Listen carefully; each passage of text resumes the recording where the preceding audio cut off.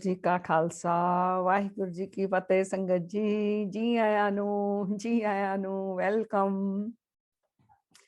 संगत जी पिछले ਅਸੀਂ ਕਾਫੀ ਸਮੇਂ ਤੋਂ ਜਿਹੜੇ ਕਰਮਾਂ ਦੇ ਸਿਧਾਂਤ ਨੇ ਉਹਨਾਂ ਉੱਤੇ ਵਿਚਾਰਾਂ ਕਰਦੇ ਚੱਲੇ ਆ ਰਹੇ ਹਾਂ।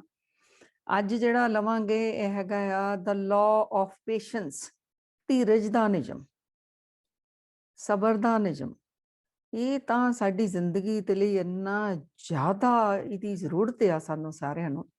ਅਗਰ ਅਸੀਂ ਚਾਹੁੰਦੇ ਅਸੀਂ ਸ਼ਾਂਤ ਰਹੀਏ, ਅਸੀਂ ਸਹਿਜ ਵਿੱਚ ਰਹੀਏ, ਅਸੀਂ ਆਪਣੀ ਜ਼ਿੰਦਗੀ ਨੂੰ ਜਿਹੜਾ ਇੰਜੋਏ ਵੀ ਕਰ ਪਾਈਏ, ਖੁਸ਼ ਵੀ ਰਹਿ ਪਾਈਏ ਜੀਵਨ ਦੇ ਵਿੱਚ, ਤਾਂ ਇਹ ਜਿਹੜਾ ਪੇਸ਼ੈਂਸ ਆ ਇਹ ਸਾਨੂੰ ਸਿੱਖਣੀ ਬਹੁਤ ਬਹੁਤ ਜ਼ਰੂਰੀ ਹੈ। ਸੋ ਇਹ ਨਿਯਮ ਕਹਿੰਦਾ ਤੁਸੀਂ ਪ੍ਰਕਿਰਤੀ ਤੋਂ ਦੇਖੋ, ਜਿਹੜਾ ਪੇਸ਼ੈਂਸ ਦਾ ਨਿਯਮ ਆ, ਧੀਰਜ ਦਾ ਕਾਨੂੰਨ ਆ, ਇਹ ਕਹਿੰਦਾ ਪ੍ਰਕਿਰਤੀ ਦੇਖੋ ਕਿੰਨੇ ਧੀਰਜ ਦੇ ਵਿੱਚ ਆ। ਬਨਸਪਤੀ ਹੌਲੀ ਹੌਲੀ ਉੱਗਦੀ ਹੈ ਨਾ, ਫਿਰ ਉਹ ਲੈ ਹੋ ਜਾਂਦੀ, ਨਵੇਂ ਪੱਤੇ ਫਿਰ ਹੌਲੀ ਹੌਲੀ ਉੱਗਦੇ ਨੇ, ਰੁੱਤਾਂ ਬਦਲਦੀਆਂ, ਸੀਜ਼ਨ ਬਦਲੀ ਜਾਂਦੇ ਨੇ। ਫਿਰ ਚੰਦਰਮਾ ਦੇਖੋ, ਉਹ ਹੌਲੀ ਹੌਲੀ ਵੱਧਦਾ ਆ, ਫਿਰ ਹੌਲੀ ਹੌਲੀ ਘਟਦਾ ਆ। ਕੋਈ ਕਾਲਾਪਨ ਨਹੀਂ ਆ ਉਹਨੂੰ ਵੀ ਪਹਿਲੇ ਦਿਨ 'ਚ ਮੈਂ ਪੂਰਾ ਹੋ ਜਾਵਾਂ। ਉਹਦੇ ਆਪਣਾ ਉਸ ਹਿਸਾਬ ਨਾਲ ਉਹਦਾ ਇੱਕ ਸਿਸਟਮ ਬਣਿਆ, ਉਹਦੇ ਵਿੱਚ ਹੀ ਉਹ ਚੱਲ ਰਿਹਾ ਆ। ਸੋ ਇਹ ਸਾਰੀ ਪ੍ਰਕਿਰਤੀ ਜਿਹੜੀ ਆ, ਤੇ ਇਹਦੇ ਵਿੱਚ ਇੱਕ ਸਹਿਜ ਆ, ਇੱਕ ਧੀਰਜ ਆ, ਇੱਕ ਪੇਸ਼ੈਂਸ ਆ। ਇਹ ਕਹਿੰਦਾ ਕਿ ਸਾਨੂੰ ਵੀ ਫਿਰ ਇਹ ਧੀਰਜ ਜਿਹੜਾ ਰੱਖਣਾ ਬਹੁਤ ਜ਼ਰੂਰੀ ਹੈ। ਪ੍ਰਕਿਰਤੀ ਸ਼ਾਂਤ ਹੈ, ਆਪਣੇ ਸਹਿਜ ਵਿੱਚ ਆ। ਕਿਵੇਂ ਅਸੀਂ ਦੇਖੋ ਗਾਰਡਨ 'ਚ ਚਲੇ ਜਾਈਏ, ਹਰ ਪਾਸੇ ਜਦੋਂ ਪ੍ਰਕਿਰਤੀ ਨੂੰ ਦੇਖਦੇ ਸਾਡਾ ਮਨ ਵੀ ਸ਼ਾਂਤ ਹੋਣ ਲੱਗ ਜਾਂਦਾ, ਕਿਉਂਕਿ ਉਹ ਸ਼ਾਂਤੀ ਵਿੱਚ ਆ, ਪੇਸ਼ੈਂਸ ਆ ਉਹਦੇ ਕੋਲ। ਸੋ ਅਸੀਂ ਵੀ ਇਹ ਲੈਣਾ ਆ। ਸੋ ਇਹ ਜਿਹੜੇ ਪਹਿਲਾਂ ਤਾਂ ਅਸੀਂ ਦੇਖਾਂਗੇ ਨੁਕਸਾਨ ਕੀ ਨੇ, ਤਾਂ ਕਿ ਸਾਨੂੰ ਪਤਾ ਚੱਲੇ ਵੀ ਜਦੋਂ ਅਸੀਂ ਪੇਸ਼ੈਂਸ ਨਹੀਂ ਰੱਖਦੇ, ਪੇਸ਼ੈਂਟ ਨਹੀਂ ਹੁੰਦੇ, ਤਾਂ ਸਾਨੂੰ ਕਿੰਨਾ ਕਿੰਨਾ ਨੁਕਸਾਨ ਹੁੰਦਾ। ਸਭ ਤੋਂ ਪਹਿਲਾਂ ਤਾਂ ਇਹਦਾ ਸਾਡੀ ਬਾਡੀ ਦੇ ਉੱਤੇ ਹੀ ਨਜ਼ਰ ਆਉਣ ਲੱਗ ਜਾਂਦਾ ਹੈ। ਮੱਥੇ ਦੇ ਉੱਤੇ ਤਿਉੜੀਆਂ, ਹੁਣ ਮੁਸਕਰਾ ਰਹੇ ਹੋ ਸੋ ਮੱਥੇ ਦੇ ਉੱਤੇ ਤਿਉੜੀਆਂ ਆ ਜਾਂਦੀਆਂ ਨੇ। ਫਿਰ ਮੁੱਠੀਆਂ ਵੀ ਬੰਦਾ ਘੁੱਟਣ ਲੱਗ ਜਾਂਦਾ ਹੈ, ਔਰ ਜਿਹੜਾ ਬਾਡੀ ਜਿਹੜੀ ਹੈ ਐਕਟ ਵੀ ਕਾਲੀ ਕਾਲੀ ਕਰਨ ਲੱਗ ਜਾਂਦੀ ਹੈ। ਸੋ ਇਹ ਰਿਸਰਚਰਸ ਕਹਿੰਦੀਆਂ ਨੇ ਸਿਮਿਲਰ ਆ, ਜਿਸ ਤਰ੍ਹਾਂ ਕੋਈ ਕ੍ਰੋਧ ਦੇ ਵਿੱਚ ਹੁੰਦਾ ਨਾ ਬੰਦਾ, ਕ੍ਰੋਧ 'ਚ ਵੀ ਕਾਲਾਪਨ ਉਹਦੇ ਕੋਲ ਬਹੁਤ ਅੰਦਰ ਆਇਆ ਹੁੰਦਾ, ਤੇ ਉਹ ਚੀਜ਼ਾਂ ਵੀ ਪਟਕੇਗਾ, ਹੱਥਾਂ ਨੂੰ ਵੀ ਕਾਲੀ ਕਾਲੀ, ਐਕਸ਼ਨਸ ਵੀ ਉਹਦੇ ਫਾਸਟ ਹੋ ਜਾਣਗੇ। ਸੋ ਇਹ ਕਹਿੰਦੇ ਨੇ ਬਿਲਕੁਲ ਸਿਮਿਲਰ ਹੈ ਕ੍ਰੋਧ ਦੇ ਨਾਲ। ਸੋ ਇਹ ਤੇ ਰਿਸਰਚਸ ਹੋ ਗਈਆਂ ਨੇ ਕਿ ਜਦੋਂ ਅਸੀਂ ਐਂਗਰ ਵਿੱਚ ਹੁੰਦੇ ਹਾਂ, ਕ੍ਰੋਧ ਵਿੱਚ ਹੁੰਦੇ ਹਾਂ, ਉਦੋਂ ਜਿਹੜੇ ਸਾਡੇ ਅੰਦਰੋਂ ਕੈਮੀਕਲਸ ਜ਼ਹਿਰੀਲੇ ਨਿਕਲਦੇ ਨੇ, ਉਹ ਸੇਮ ਜਦੋਂ ਅਸੀਂ ਇੰਪੇਸ਼ੈਂਟ ਹੁੰਦੇ ਹਾਂ, ਸੇਮ ਕੈਮੀਕਲਸ ਜਿਹੜੇ ਸਾਡੇ ਅੰਦਰੋਂ ਰਿਲੀਜ਼ ਹੁੰਦੇ ਨੇ। ਸੋ ਉਨਾ ਹੀ ਨੁਕਸਾਨ ਆ ਜਿੰਨਾ ਸਾਨੂੰ ਕ੍ਰੋਧ ਦਾ ਨੁਕਸਾਨ ਆ, ਉਨਾ ਹੀ ਨੁਕਸਾਨ ਆ ਸਾਨੂੰ ਇੰਪੇਸ਼ੈਂਟ ਹੋਣ ਦਾ। ਜਦੋਂ ਅਸੀਂ ਧੀਰਜ ਖੋ ਜਾਂਦੇ ਹਾਂ ਆਪਣੀ, ਤਾਂ ਕਾਲਾਪਨ ਸਾਡੇ ਅੰਦਰ ਹੁੰਦਾ ਆ ਵੀ ਇੰਨਾ ਕੁ ਕਾਲਾਪਨ ਵੀ ਕਿ ਜੋ ਡਿਸੀਜ਼ਨ ਆ ਨਾ ਹੁਣੇ ਹੀ ਹੋ ਜਾਵੇ, ਜੋ ਮੈਨੂੰ ਰਿਜ਼ਲਟ ਮਿਲਣਾ ਹੁਣੇ ਹੀ ਮਿਲ ਜਾਵੇ। ਇਸ ਤਰ੍ਹਾਂ ਤਾਂ ਹੁੰਦਾ ਨਹੀਂ ਆ, ਪਰ ਉਹ ਅੰਦਰ ਦਾ ਕਾਲਾਪਨ ਜਿਹੜਾ ਹੈ ਉਹ ਸਾਨੂੰ ਇੰਪੇਸ਼ੈਂਟ, ਮਤਲਬ ਇੰਪੇਸ਼ੈਂਟ ਕਾਲਾਪਨ ਇੱਕੋ ਹੀ ਚੀਜ਼ ਆ। ਤਾਂ ਇਹ ਕਾਨੂੰਨ ਕਹਿੰਦਾ ਵੀ ਤੁਸੀਂ ਜਿਹੜਾ ਸਹਿਜ ਵਿੱਚ ਰਹੋ, ਤੁਸੀਂ ਪੇਸ਼ੈਂਟ ਹੋ ਕੇ ਰਹੋ, ਤੁਸੀਂ ਪੇਸ਼ੈਂਸ ਰੱਖੋ। ਸੋ ਇਹ ਸਕਿੱਲ ਆ, ਇਹ ਸਾਨੂੰ ਲਰਨ ਕਰਨੀ ਪੈਣੀ। ਅਸੀਂ ਸਿੱਖਾਂਗੇ ਕਿਵੇਂ ਸਿੱਖਦੇ ਨੇ। ਸੋ ਕਹਿੰਦੇ ਨੇ ਕਿ ਇਹਦਾ ਧੀਰਜ ਦਾ ਮਤਲਬ ਲੋਕੀ ਬਹੁਤਾ ਇਹੀ ਸੋਚ ਲੈਂਦੇ ਨੇ, ਜਿਹੜਾ ਪੇਸ਼ੈਂਸ ਦਾ ਮਤਲਬ ਇਹ ਆ ਕਿ ਕਿਸੇ ਚੀਜ਼ ਦੀ ਇੰਤਜ਼ਾਰ ਕਰਨੀ। ਕਹਿੰਦੇ ਨਹੀਂ, ਇਹ ਨਹੀਂ ਹੈਗਾ ਮਤਲਬ। ਇਹਦਾ ਮਤਲਬ ਇਹ ਹੈ ਕਿ ਕਿਸੇ ਚੀਜ਼ ਦੀ ਜਦੋਂ ਤੁਸੀਂ ਇੰਤਜ਼ਾਰ ਕਰ ਰਹੇ ਹੋ, ਵੇਟ ਕਰ ਰਹੇ ਹੋ, ਉਦੋਂ ਤੁਹਾਡਾ ਸਟੇਟ ਆਫ ਮਾਈਂਡ ਕੀ ਹੈ ਔਰ ਤੁਹਾਡਾ ਬਿਹੇਵੀਅਰ ਕੀ ਹੈ। ਅਗਰ ਤਾਂ ਤੁਹਾਡੇ ਤੁਸੀਂ ਵੇਟ ਤਾਂ ਕਰਨੀ ਪੈਣੀ ਹੈ ਨਾ। ਮੰਨ ਲਓ ਕਿ ਇੱਕ ਪ੍ਰੈਗਨੈਂਟ ਲੇਡੀ ਦੀ ਐਗਜ਼ਾਮਪਲ ਤੋਂ ਅਸੀਂ ਲਈਏ, ਕਿ ਪਤਾ ਆ ਕਿ 9 ਮਹੀਨਿਆਂ ਬਾਅਦ ਜਿਹੜਾ ਬੇਬੀ ਨੇ ਜਨਮ ਲੈਣਾ ਹੈ। ਸੋ ਵੇਟ ਤਾਂ ਕਰਨੀ ਪੈਣੀ ਆ। ਹੁਣ ਜਿਹੜਾ ਇੰਪੇਸ਼ੈਂਟ ਆ ਔਰ ਜਿਹੜਾ ਪੇਸ਼ੈਂਸ ਵਾਲਾ ਆ, ਇਹਨਾਂ ਵਿੱਚ ਕੀ ਫਰਕ ਹੋਏਗਾ? ਦੋਨਾਂ ਉਹਦੇ ਮੰਮੀਆਂ ਦੇ ਵਿੱਚ, ਉਹ ਲੇਡੀਜ਼ ਦੇ ਵਿੱਚ ਕੀ ਫਰਕ ਹੋਵੇਗਾ? ਜਿਹੜੀ ਤਾਂ ਪੇਸ਼ੈਂਸ ਵਾਲੀ ਆ, ਉਹ ਆਰਾਮ ਨਾਲ ਆਪਣਾ ਟਾਈਮ ਸਹਿਜ ਵਿੱਚ ਕੱਢੇਗੀ। ਪਤਾ ਹੈ ਕਾਲਾਪਨ ਨਹੀਂ ਪਵੇਗਾ, ਵੀ ਉਹ ਪਤਾ ਹੈ ਉਦੋਂ ਹੀ ਡੇਟ ਵੀ ਮਿਲੀ ਹੋਈ ਆ, ਉਹਨਾਂ ਦਿਨਾਂ 'ਚ ਅੱਗੇ ਪਿੱਛੇ ਹੋ ਸਕਦਾ, ਉਦੋਂ ਹੀ ਬੇਬੀ ਆਏਗਾ। ਔਰ ਜਿਹੜੀ ਦੂਸਰੀ ਹੈ, ਜਿਹੜੀ ਇੰਪੇਸ਼ੈਂਟ ਆ, ਉਹਦੇ ਅੰਦਰ ਜਿਹੜੀ ਇਰੀਟੇਸ਼ਨ ਹੋਏ ਰਹੇਗੀ ਵੀ ਜਲਦੀ ਹੋ ਜਾਵੇ, ਛੇਤੀ ਹੋ ਜਾਵੇ, ਟਾਈਮ ਹੀ ਨਹੀਂ ਬੀਤਦਾ। ਫਿਰ ਹੋਣਾ ਤਾਂ ਫਿਰ ਵੀ ਉਦੋਂ ਹੀ ਬੇਬੀ ਜਦੋਂ ਹੋਣਾ ਹੈ। ਸੋ ਉਹ ਕਹਿੰਦੇ ਨੇ ਕਿ ਜਦੋਂ ਤੁਸੀਂ ਵੇਟ ਕਰਨੀ ਹੁੰਦੀ, ਜਿਸ ਚੀਜ਼ ਦੀ ਪਤਾ ਆ ਦਾ ਟਾਈਮ ਲੱਗੇਗਾ, ਤਾਂ ਉਦੋਂ ਤੁਸੀਂ ਕੀ ਅੰਦਰ ਇਰੀਟੇਟ ਹੋ ਰਹੇ ਹੋ, ਅਸ਼ਾਂਤ ਹੋ ਰਹੇ ਹੋ, ਫਿਰ ਤੁਸੀਂ ਪੇਸ਼ੈਂਸ ਵਿੱਚ ਨਹੀਂ, ਫਿਰ ਤੁਸੀਂ ਇੰਪੇਸ਼ੈਂਟ ਹੋ। ਸੋ ਕਿਸੇ ਵੀ ਚੀਜ਼ ਦਾ ਰਿਜ਼ਲਟ ਜਦੋਂ ਅਸੀਂ ਚਾਹੁੰਦੇ ਹਾਂ, ਪਤਾ ਤਾਂ ਹੁੰਦਾ ਰਿਜ਼ਲਟ ਆਉਣਾ ਆ, ਪਰ ਉਹ ਕਾਲਾਪਨ ਹੈ ਅੰਦਰ, ਤਾਂ ਫਿਰ ਤੁਸੀਂ ਇੰਪੇਸ਼ੈਂਟ ਹੋ। ਤੇ ਇਹ ਸਾਨੂੰ ਪਤਾ ਲੱਗ ਜਾਵੇ ਪੇਸ਼ੈਂਸ ਹੈ ਕੀ ਚੀਜ਼ ਹੈ। ਪੇਸ਼ੈਂਸ ਵੇਟ ਤਾਂ ਸਾਰਿਆਂ ਨੂੰ ਕਰਨੀ ਪੈਂਦੀ ਹੈ, ਪਰ ਸਾਡਾ ਸਟੇਟ ਆਫ ਮਾਈਂਡ ਔਰ ਸਾਡਾ ਬਿਹੇਵੀਅਰ ਉਸ ਟਾਈਮ ਕੀ ਹੈ, ਇਹ ਉਹਦੇ ਉੱਤੇ ਫੋਕਸ ਕਰਨਾ ਅਸੀਂ ਬਹੁਤ ਬਹੁਤ ਜ਼ਰੂਰੀ ਹੈ। ਤੋ ਜਿਹੜੇ ਅਸੀਂ ਦੇਖੇ ਨੇ ਕਿ ਆਪਣਾ ਸਾਡੇ ਬਾਡੀ ਦੇ ਉੱਤੇ ਕਿਹੋ ਜਿਹਾ ਇਫੈਕਟ ਆ ਜਾਂਦਾ ਜਦੋਂ ਅਸੀਂ ਇੰਪੇਸ਼ੈਂਟ ਹੁੰਦੇ ਹਾਂ। ਹੁਣ ਉਹਦੇ ਨੁਕਸਾਨ ਦੇਖੀਏ ਅਸੀਂ ਕੀ ਨੇ, ਫਿਰ ਅਸੀਂ ਇਹਦੇ ਫਾਇਦੇ ਦੇਖਾਂਗੇ, ਫਿਰ ਪ੍ਰੈਕਟਿਸਿਸ ਦੇਖਾਂਗੇ ਕਿ ਇਹਨਾਂ ਦੇ ਅਸੀਂ ਕੀ ਪ੍ਰੈਕਟਿਸਿਸ ਕਰ ਲਈਏ ਕਿ ਅਸੀਂ ਸਾਡੇ ਅੰਦਰ ਇਹ ਪੇਸ਼ੈਂਸ ਜਿਹੜੀ ਆ ਜਾਵੇ, ਅਸੀਂ ਜ਼ਿੰਦਗੀ ਨੂੰ ਇੰਜੋਏ ਕਰੀਏ, ਸਾਡਾ ਪੀਸ ਆਫ ਮਾਈਂਡ ਬਣਿਆ ਰਵੇ, ਅਸੀਂ ਖੁਸ਼ ਵੀ ਰਹੀਏ।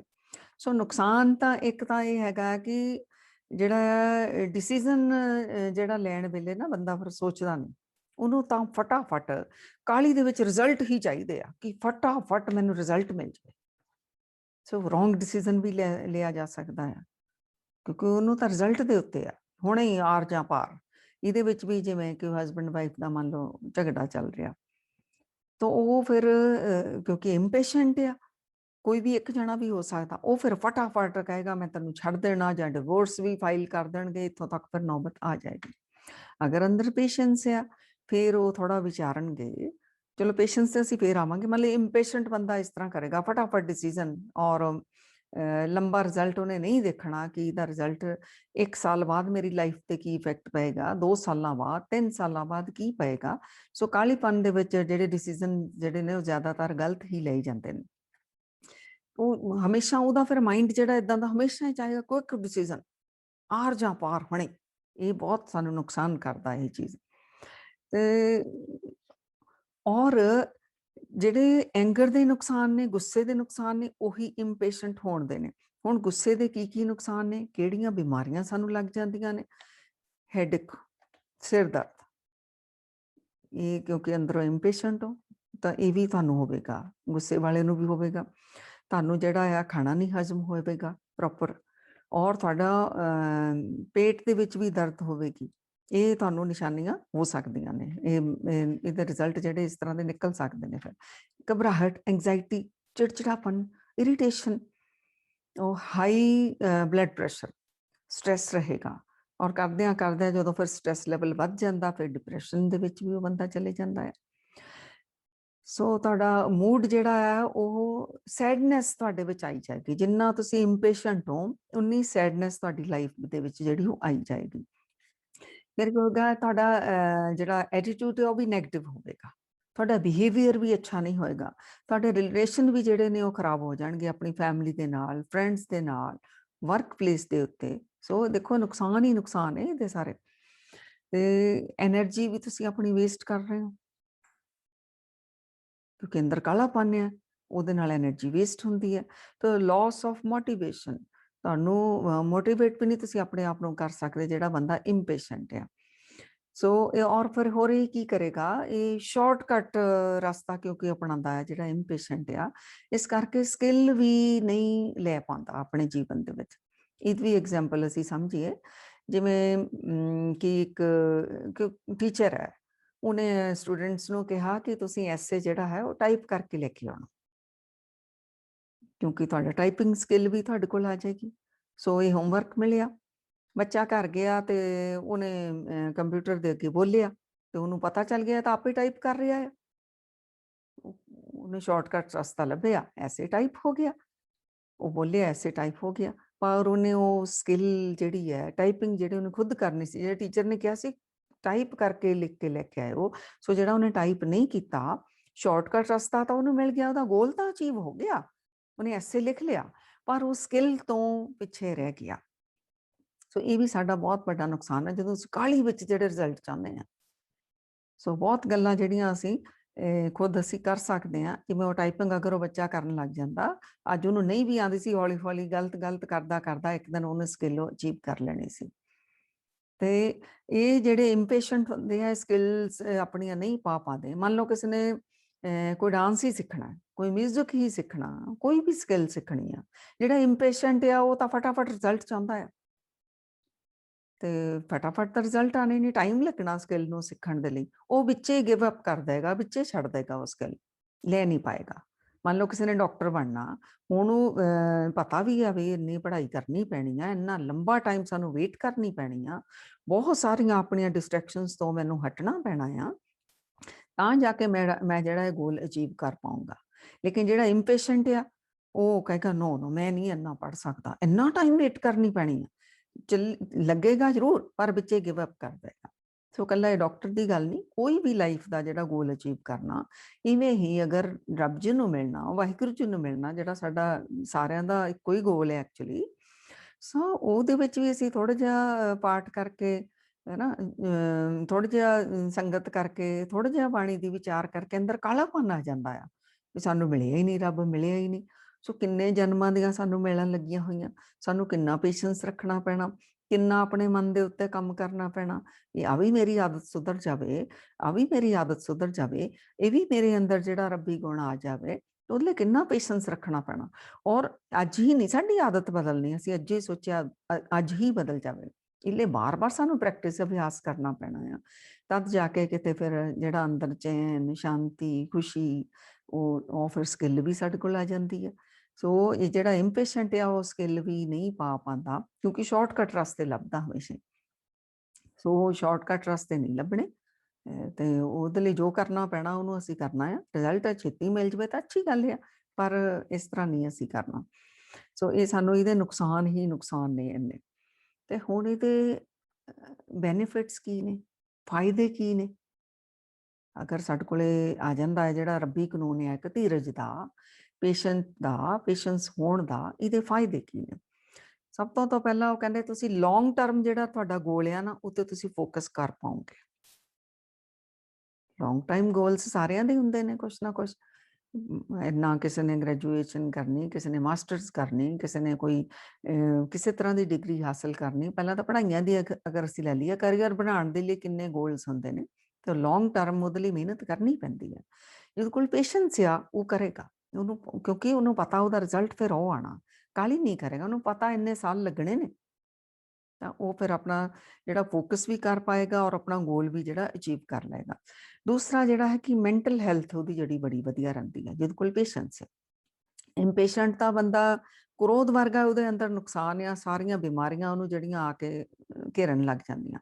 ਲੇਕਿਨ ਜਿਹੜਾ ਪੇਸ਼ੈਂਸ ਵਾਲਾ ਆ, ਉਹ ਤਾਂ ਫਿਰ ਕਿਉਂਕਿ ਉਹਦਾ ਪੀਸ ਆਫ ਮਾਈਂਡ ਬਣਿਆ ਰਹਿੰਦਾ, ਉਹਦਾ ਜਿਹੜਾ ਸਟੇਟ ਆਫ ਮਾਈਂਡ ਵੀ ਉਹਦਾ ਅੱਛਾ ਹੁੰਦਾ ਹੈ, ਇਸ ਕਰਕੇ ਉਹ ਮਨ ਵੀ ਉਹਦਾ ਸ਼ਾਂਤ ਹੁੰਦਾ, ਖੁਸ਼ ਹੁੰਦਾ ਆ, ਤੇ ਕਾਲਾਪਨ ਕਿਉਂਕਿ ਨਹੀਂ ਹੁੰਦਾ ਤਾਂ ਉਹਨੂੰ ਇਹ ਬਿਮਾਰੀਆਂ ਵੀ ਨਹੀਂ ਲੱਗਦੀਆਂ। ਉਹਦੀ ਮੈਂਟਲ ਹੈਲਥ ਜਿਹੜੀ ਵਧੀਆ ਹੁੰਦੀ ਹੈ, ਸ਼ਾਂਤੀ ਹੁੰਦੀ ਉਹਦੇ ਮਨ ਦੇ ਵਿੱਚ। ਸ਼ਾਂਤੀ ਤੋਂ ਵੀ ਅੱਗੇ ਇਹਨਾਂ ਨੇ ਕਿਹਾ ਉਹ ਖੁਸ਼ੀ ਵੀ ਮਹਿਸੂਸ ਕਰਦਾ ਆਪਣੇ ਜ਼ਿੰਦਗੀ ਦੇ ਵਿੱਚ। ਤੇ ਫਿਜ਼ੀਕਲ ਹੈਲਥ ਤਾਂ ਬੈਟਰ ਹੋਣੀ ਆ ਉਹਦੀ, ਕਿਉਂਕਿ ਸਾਡੇ ਮਨ ਦੇ ਕਾਰਨ ਹੀ ਸਾਡੇ ਤਨ ਨੂੰ ਬਿਮਾਰੀਆਂ ਲੱਗਦੀਆਂ ਨੇ। ਸੋ ਫਿਜ਼ੀਕਲ ਐਂਡ ਮੈਂਟਲ ਹੈਲਥ ਇਹਦੀਆਂ ਦੋਨੋਂ ਠੀਕ ਰਹਿੰਦੀਆਂ ਨੇ। ਔਰ ਇਹ ਇੱਕ ਮੈਗਨੇਟ ਦੀ ਤਰ੍ਹਾਂ ਬਣ ਜਾਂਦਾ ਜਿਹਦੇ ਕੋਲ ਪੇਸ਼ੈਂਸ ਹੈ। ਸਾਰੇ ਹੀ ਚਾਹੁੰਦੇ ਆ ਨਾ ਅਸੀਂ ਮੈਗਨੇਟ ਬਣ ਜਾਈਏ, ਸੋ ਕਹਿੰਦੇ ਇੱਕ ਮੈਗਨੇਟ ਬਣ ਜਾਂਦਾ। ਔਰ ਮੈਗਨੇਟਿਕ ਪੀਪਲ ਮੈਗਨੇਟ, ਲੋਕ ਉਹਦੇ ਵੱਲ ਨੂੰ ਅਟਰੈਕਟ ਹੋਣ ਲੱਗ ਜਾਂਦੇ ਨੇ, ਫੈਮਿਲੀ ਤੋਂ ਲੈ ਕੇ ਜਿੱਥੇ ਤੱਕ ਵੀ ਹੋ ਜਾਂਦਾ ਹੈ। ਕਿਉਂਕਿ ਜਿਹੜਾ ਪੇਸ਼ੈਂਸ ਵਾਲਾ ਆ, ਫੈਮਿਲੀ ਦੇ ਮੈਂਬਰਸ ਨੂੰ, ਫਰੈਂਡਸ ਨੂੰ, ਸਰਕਲ ਵਾਲਿਆਂ ਨੂੰ ਪਤਾ ਹੁੰਦਾ ਕਿ ਅਗਰ ਸਾਡੇ ਕੋਲ ਕੋਈ ਮਿਸਟੇਕ ਹੋ ਗਈ, ਕੋਈ ਗਲਤੀ ਹੋ ਗਈ, ਤਾਂ ਫਿਰ ਇਹਨੂੰ ਲੈਟ ਗੋ ਵੀ ਕਰ ਦੇਗਾ ਔਰ ਮੇਰੀ ਪ੍ਰੋਬਲਮ ਦਾ ਕੋਈ ਸੋਲੂਸ਼ਨ ਵੀ ਦੱਸੇਗਾ। ਤੇ ਅਗਰ ਅਸੀਂ ਇੰਪੇਸ਼ੈਂਟ ਆ, ਅਸੀਂ ਉਹਨੂੰ ਸੋਲੂਸ਼ਨ ਤਾਂ ਨਹੀਂ ਦੱਸਾਂਗੇ, ਅਸੀਂ ਕਿਹਾ ਹੋਇਆ ਹੀ ਕਿਉਂ, ਇਹ ਹੋਇਆ ਹੀ ਕਿਉਂ, ਤਾਂ ਫਿਰ ਅਗਲੀ ਵਾਰ ਉਹ ਸਾਨੂੰ ਨਹੀਂ ਦੱਸਣਾ ਚਾਹੇਗਾ। ਤਾਂ ਸਾਡੇ ਕੋਲ ਫਿਰ ਦੂਰ ਹੀ ਦੂਰ ਜਿਹੜਾ ਈਵਨ ਉਹ ਪੇਰੈਂਟਸ ਔਰ ਬੱਚਿਆਂ ਦੇ ਰਿਲੇਸ਼ਨ 'ਚ ਇਹਨਾਂ ਨੇ ਖਾਸ ਗੱਲ ਕੀਤੀ ਸੀ ਕਿ ਬੱਚਿਆਂ ਕੋਲੋਂ ਬਹੁਤ ਸਾਰੀਆਂ ਮਿਸਟੇਕਸ ਹੋ ਜਾਂਦੀਆਂ ਨੇ।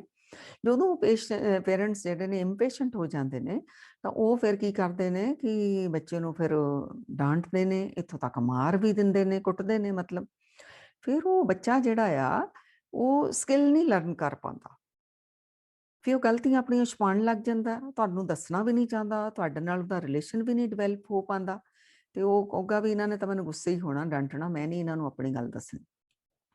ਹਾਂ, ਅਗਰ ਉਹ ਕਹਿੰਦੇ ਤੁਸੀਂ ਪੇਸ਼ੈਂਸ ਦੇ ਵਿੱਚੋਂ ਤੁਸੀਂ ਬੱਚੇ ਦੀ ਗੱਲ ਸੁਣੋਗੇ ਵੀ, ਤੁਹਾਨੂੰ ਪਤਾ ਵੀ ਉਹਨੇ ਗਲਤੀ ਕੀਤੀ ਆ, ਪਹਿਲਾਂ ਸੁਣ ਲਓਗੇ, ਫਿਰ ਤੁਸੀਂ ਉਹਨੂੰ ਸਮਝਾ ਵੀ ਦਓਗੇ ਔਰ ਤੁਸੀਂ ਉਹਨੂੰ ਸੋਲੂਸ਼ਨ ਵੀ ਦੇ ਦੋਗੇ। ਤਾਂ ਫਿਰ ਉਹ ਸਕਿੱਲ ਜਿਹੜੀ ਆ ਉਹ ਸਿੱਖੇਗਾ। ਨਹੀਂ ਤਾਂ ਅਗਰ ਤੁਸੀਂ ਉਹਨੂੰ ਸਿਰਫ ਗੁੱਸੇ ਹੀ ਹੋਏ, ਅਗਰ ਤੁਸੀਂ ਉਹਨੂੰ ਮਾਰਿਆ, ਖਾਸ ਕਰਕੇ ਇਹਨਾਂ ਨੇ ਜਿਹੜੇ ਪੇਰੈਂਟਸ ਮਾਰਦੇ ਨੇ ਉਹਨਾਂ ਦੇ ਉੱਤੇ ਯੂਨੀਵਰਸਿਟੀ ਨੇ ਬਹੁਤ ਇਹ ਖਾਸ ਗੱਲਾਂ ਕਹੀਆਂ ਨੇ ਵੀ ਤੁਸੀਂ ਮਾਰੋ ਨਾ ਬੱਚਿਆਂ ਨੂੰ। ਜਦੋਂ ਤੁਸੀਂ ਮਾਰਦੇ ਹੋ ਨਾ, ਤੁਹਾਡਾ ਬੱਚੇ ਦੇ ਨਾਲ ਰਿਲੇਸ਼ਨ ਅੱਛਾ ਡਿਵੈਲਪ ਨਹੀਂ ਹੋ ਪਾਣਾ। ਉਹਨੂੰ ਉਹੀ ਸੀਨ ਯਾਦ ਰਹੀ ਜਾਣਾ ਵੀ ਜਦੋਂ ਮੈਂ ਆਪਣੀ ਕੋਈ ਪ੍ਰੋਬਲਮ ਦੱਸੀ ਸੀ ਜਾਂ ਮੇਰੇ ਕੋਲ ਕੋਈ ਮਿਸਟੇਕ ਹੋਈ ਸੀ, ਇਹ ਜਿਹੜਾ ਮੇਰਾ ਫਾਦਰ ਆ ਜਾਂ ਮਦਰ ਆ, ਇਹਨੇ ਤਾਂ ਮੈਨੂੰ ਕੁੱਟਣਾ ਹੀ ਆ, ਤਾਂ ਮੈਨੂੰ ਕੁੱਟਦਾ ਹੀ ਹੈ। ਸੋ ਜੋ ਉਦੋਂ ਤੁਸੀਂ ਕੁੱਟਦੇ ਆ ਗੁੱਸੇ ਵਿੱਚ ਆ ਕੇ ਲੈਸਨਸ ਵੀ ਦੇ ਰਹੇ ਹੋ ਬੱਚੇ ਨੂੰ, ਉਹ ਲੈਸਨਸ ਤੇ ਫੋਕਸ ਨਹੀਂ ਕਰ ਰਿਹਾ ਹੁੰਦਾ, ਤੁਹਾਡੀ ਕੁੱਟ ਤੇ ਤੁਹਾਡੀ ਡਾਂਟ ਤੇ ਉਹਦੇ ਤੇ ਹੀ ਉਹ ਫੋਕਸ ਕਰ ਰਿਹਾ ਹੁੰਦਾ। ਸੋ ਇਹ ਸਾਰਿਆਂ ਨੇ ਧਿਆਨ ਅਸੀਂ ਖਾਸ ਰੱਖਣਾ ਹੈ।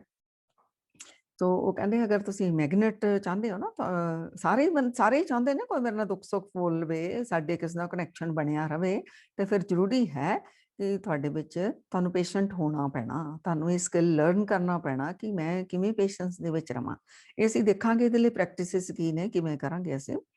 ਫਿਰ ਉਹ ਕਹਿੰਦੇ ਨੇ ਤੁਸੀਂ ਹੈਲਪ ਵੀ ਸੀਕ ਕਰ ਲੈਂਦੇ ਹੋ ਜਿਹਦੇ ਕੋਲ ਪੇਸ਼ੈਂਸ ਹੈ। ਜਿਹੜਾ ਇੰਪੇਸ਼ੈਂਟ ਆ ਉਹ ਤਾਂ ਕਹੂਗਾ ਹੁਣੇ ਰਿਜ਼ਲਟ, ਹੁਣੇ ਡਿਸੀਜ਼ਨ। ਤੋ ਜਿਹੜਾ ਪੇਸ਼ੈਂਸ ਵਾਲਾ ਆ ਉਹ ਕਹੇਗਾ ਵੀ ਨਹੀਂ, ਇਹਦਾ ਸੋਲੂਸ਼ਨ ਦਾ ਕੋਈ ਹੱਲ ਲੱਭਣ ਦੇ ਲਈ ਹੋ ਸਕਦਾ ਮੈਨੂੰ ਇਹਦਾ ਨਹੀਂ ਸਮਝ ਆ ਰਹੀ, ਮੈਂ ਕਿਸੇ ਦੀ ਹੈਲਪ ਲੈ ਲਵਾਂ। ਇਵੇਂ ਪੜ੍ਹਨ ਵਾਲਾ ਸਟੂਡੈਂਟ ਨਹੀਂ ਸਕੂਲ 'ਚ ਪੜ੍ਹਾਈ ਉਹਨੂੰ ਸਮਝ ਆ ਰਹੀ, ਉਹ ਫਿਰ ਹੈਲਪ ਲੈ ਲਏਗਾ, ਕੋਈ ਕੋਚਿੰਗ ਲੈ ਲਏਗਾ, ਐਕਸਟਰਾ ਹੈਲਪ ਲਵੇਗਾ।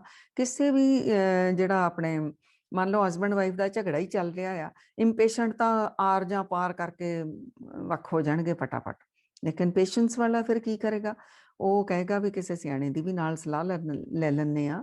ਸੋ ਇਸੇ ਕਾਰਨ ਅਗਰ ਵਿਚੋਲੇ ਹੁੰਦੇ ਸਨ, ਵਿਚੋਲਿਆਂ ਦਾ ਕੰਮ ਹੁੰਦਾ ਸੀ ਵੀ ਦੋਨੋਂ ਪਾਸੇ ਜਿਹੜੀ ਸੁਲ੍ਹਾ ਕਰਾ ਦੇਣੀ ਤਾਂ ਕਿ ਇਹਨਾਂ ਦੇ ਰਿਸ਼ਤੇ ਬਣੇ ਰਹਿਣ। ਤੋ ਅੱਜ ਕੱਲ੍ਹ ਜੱਜਸ ਵੀ ਇਵੇਂ ਹੀ ਕਰਦੇ ਨੇ, ਜਿਹੜੇ ਕੋਰਟ ਦੇ ਜੱਜ ਹੁੰਦੇ ਨੇ, ਉਹ ਐਟਲੀਸਟ 6 ਮਹੀਨੇ ਟਾਈਮ ਦੇ ਦਿੰਦੇ ਨੇ, ਤੁਸੀਂ ਹਾਲੇ ਵੀ ਵਿਚਾਰ ਲਓ ਅਲੱਗ ਹੋਣ ਤੋਂ ਪਹਿਲਾਂ।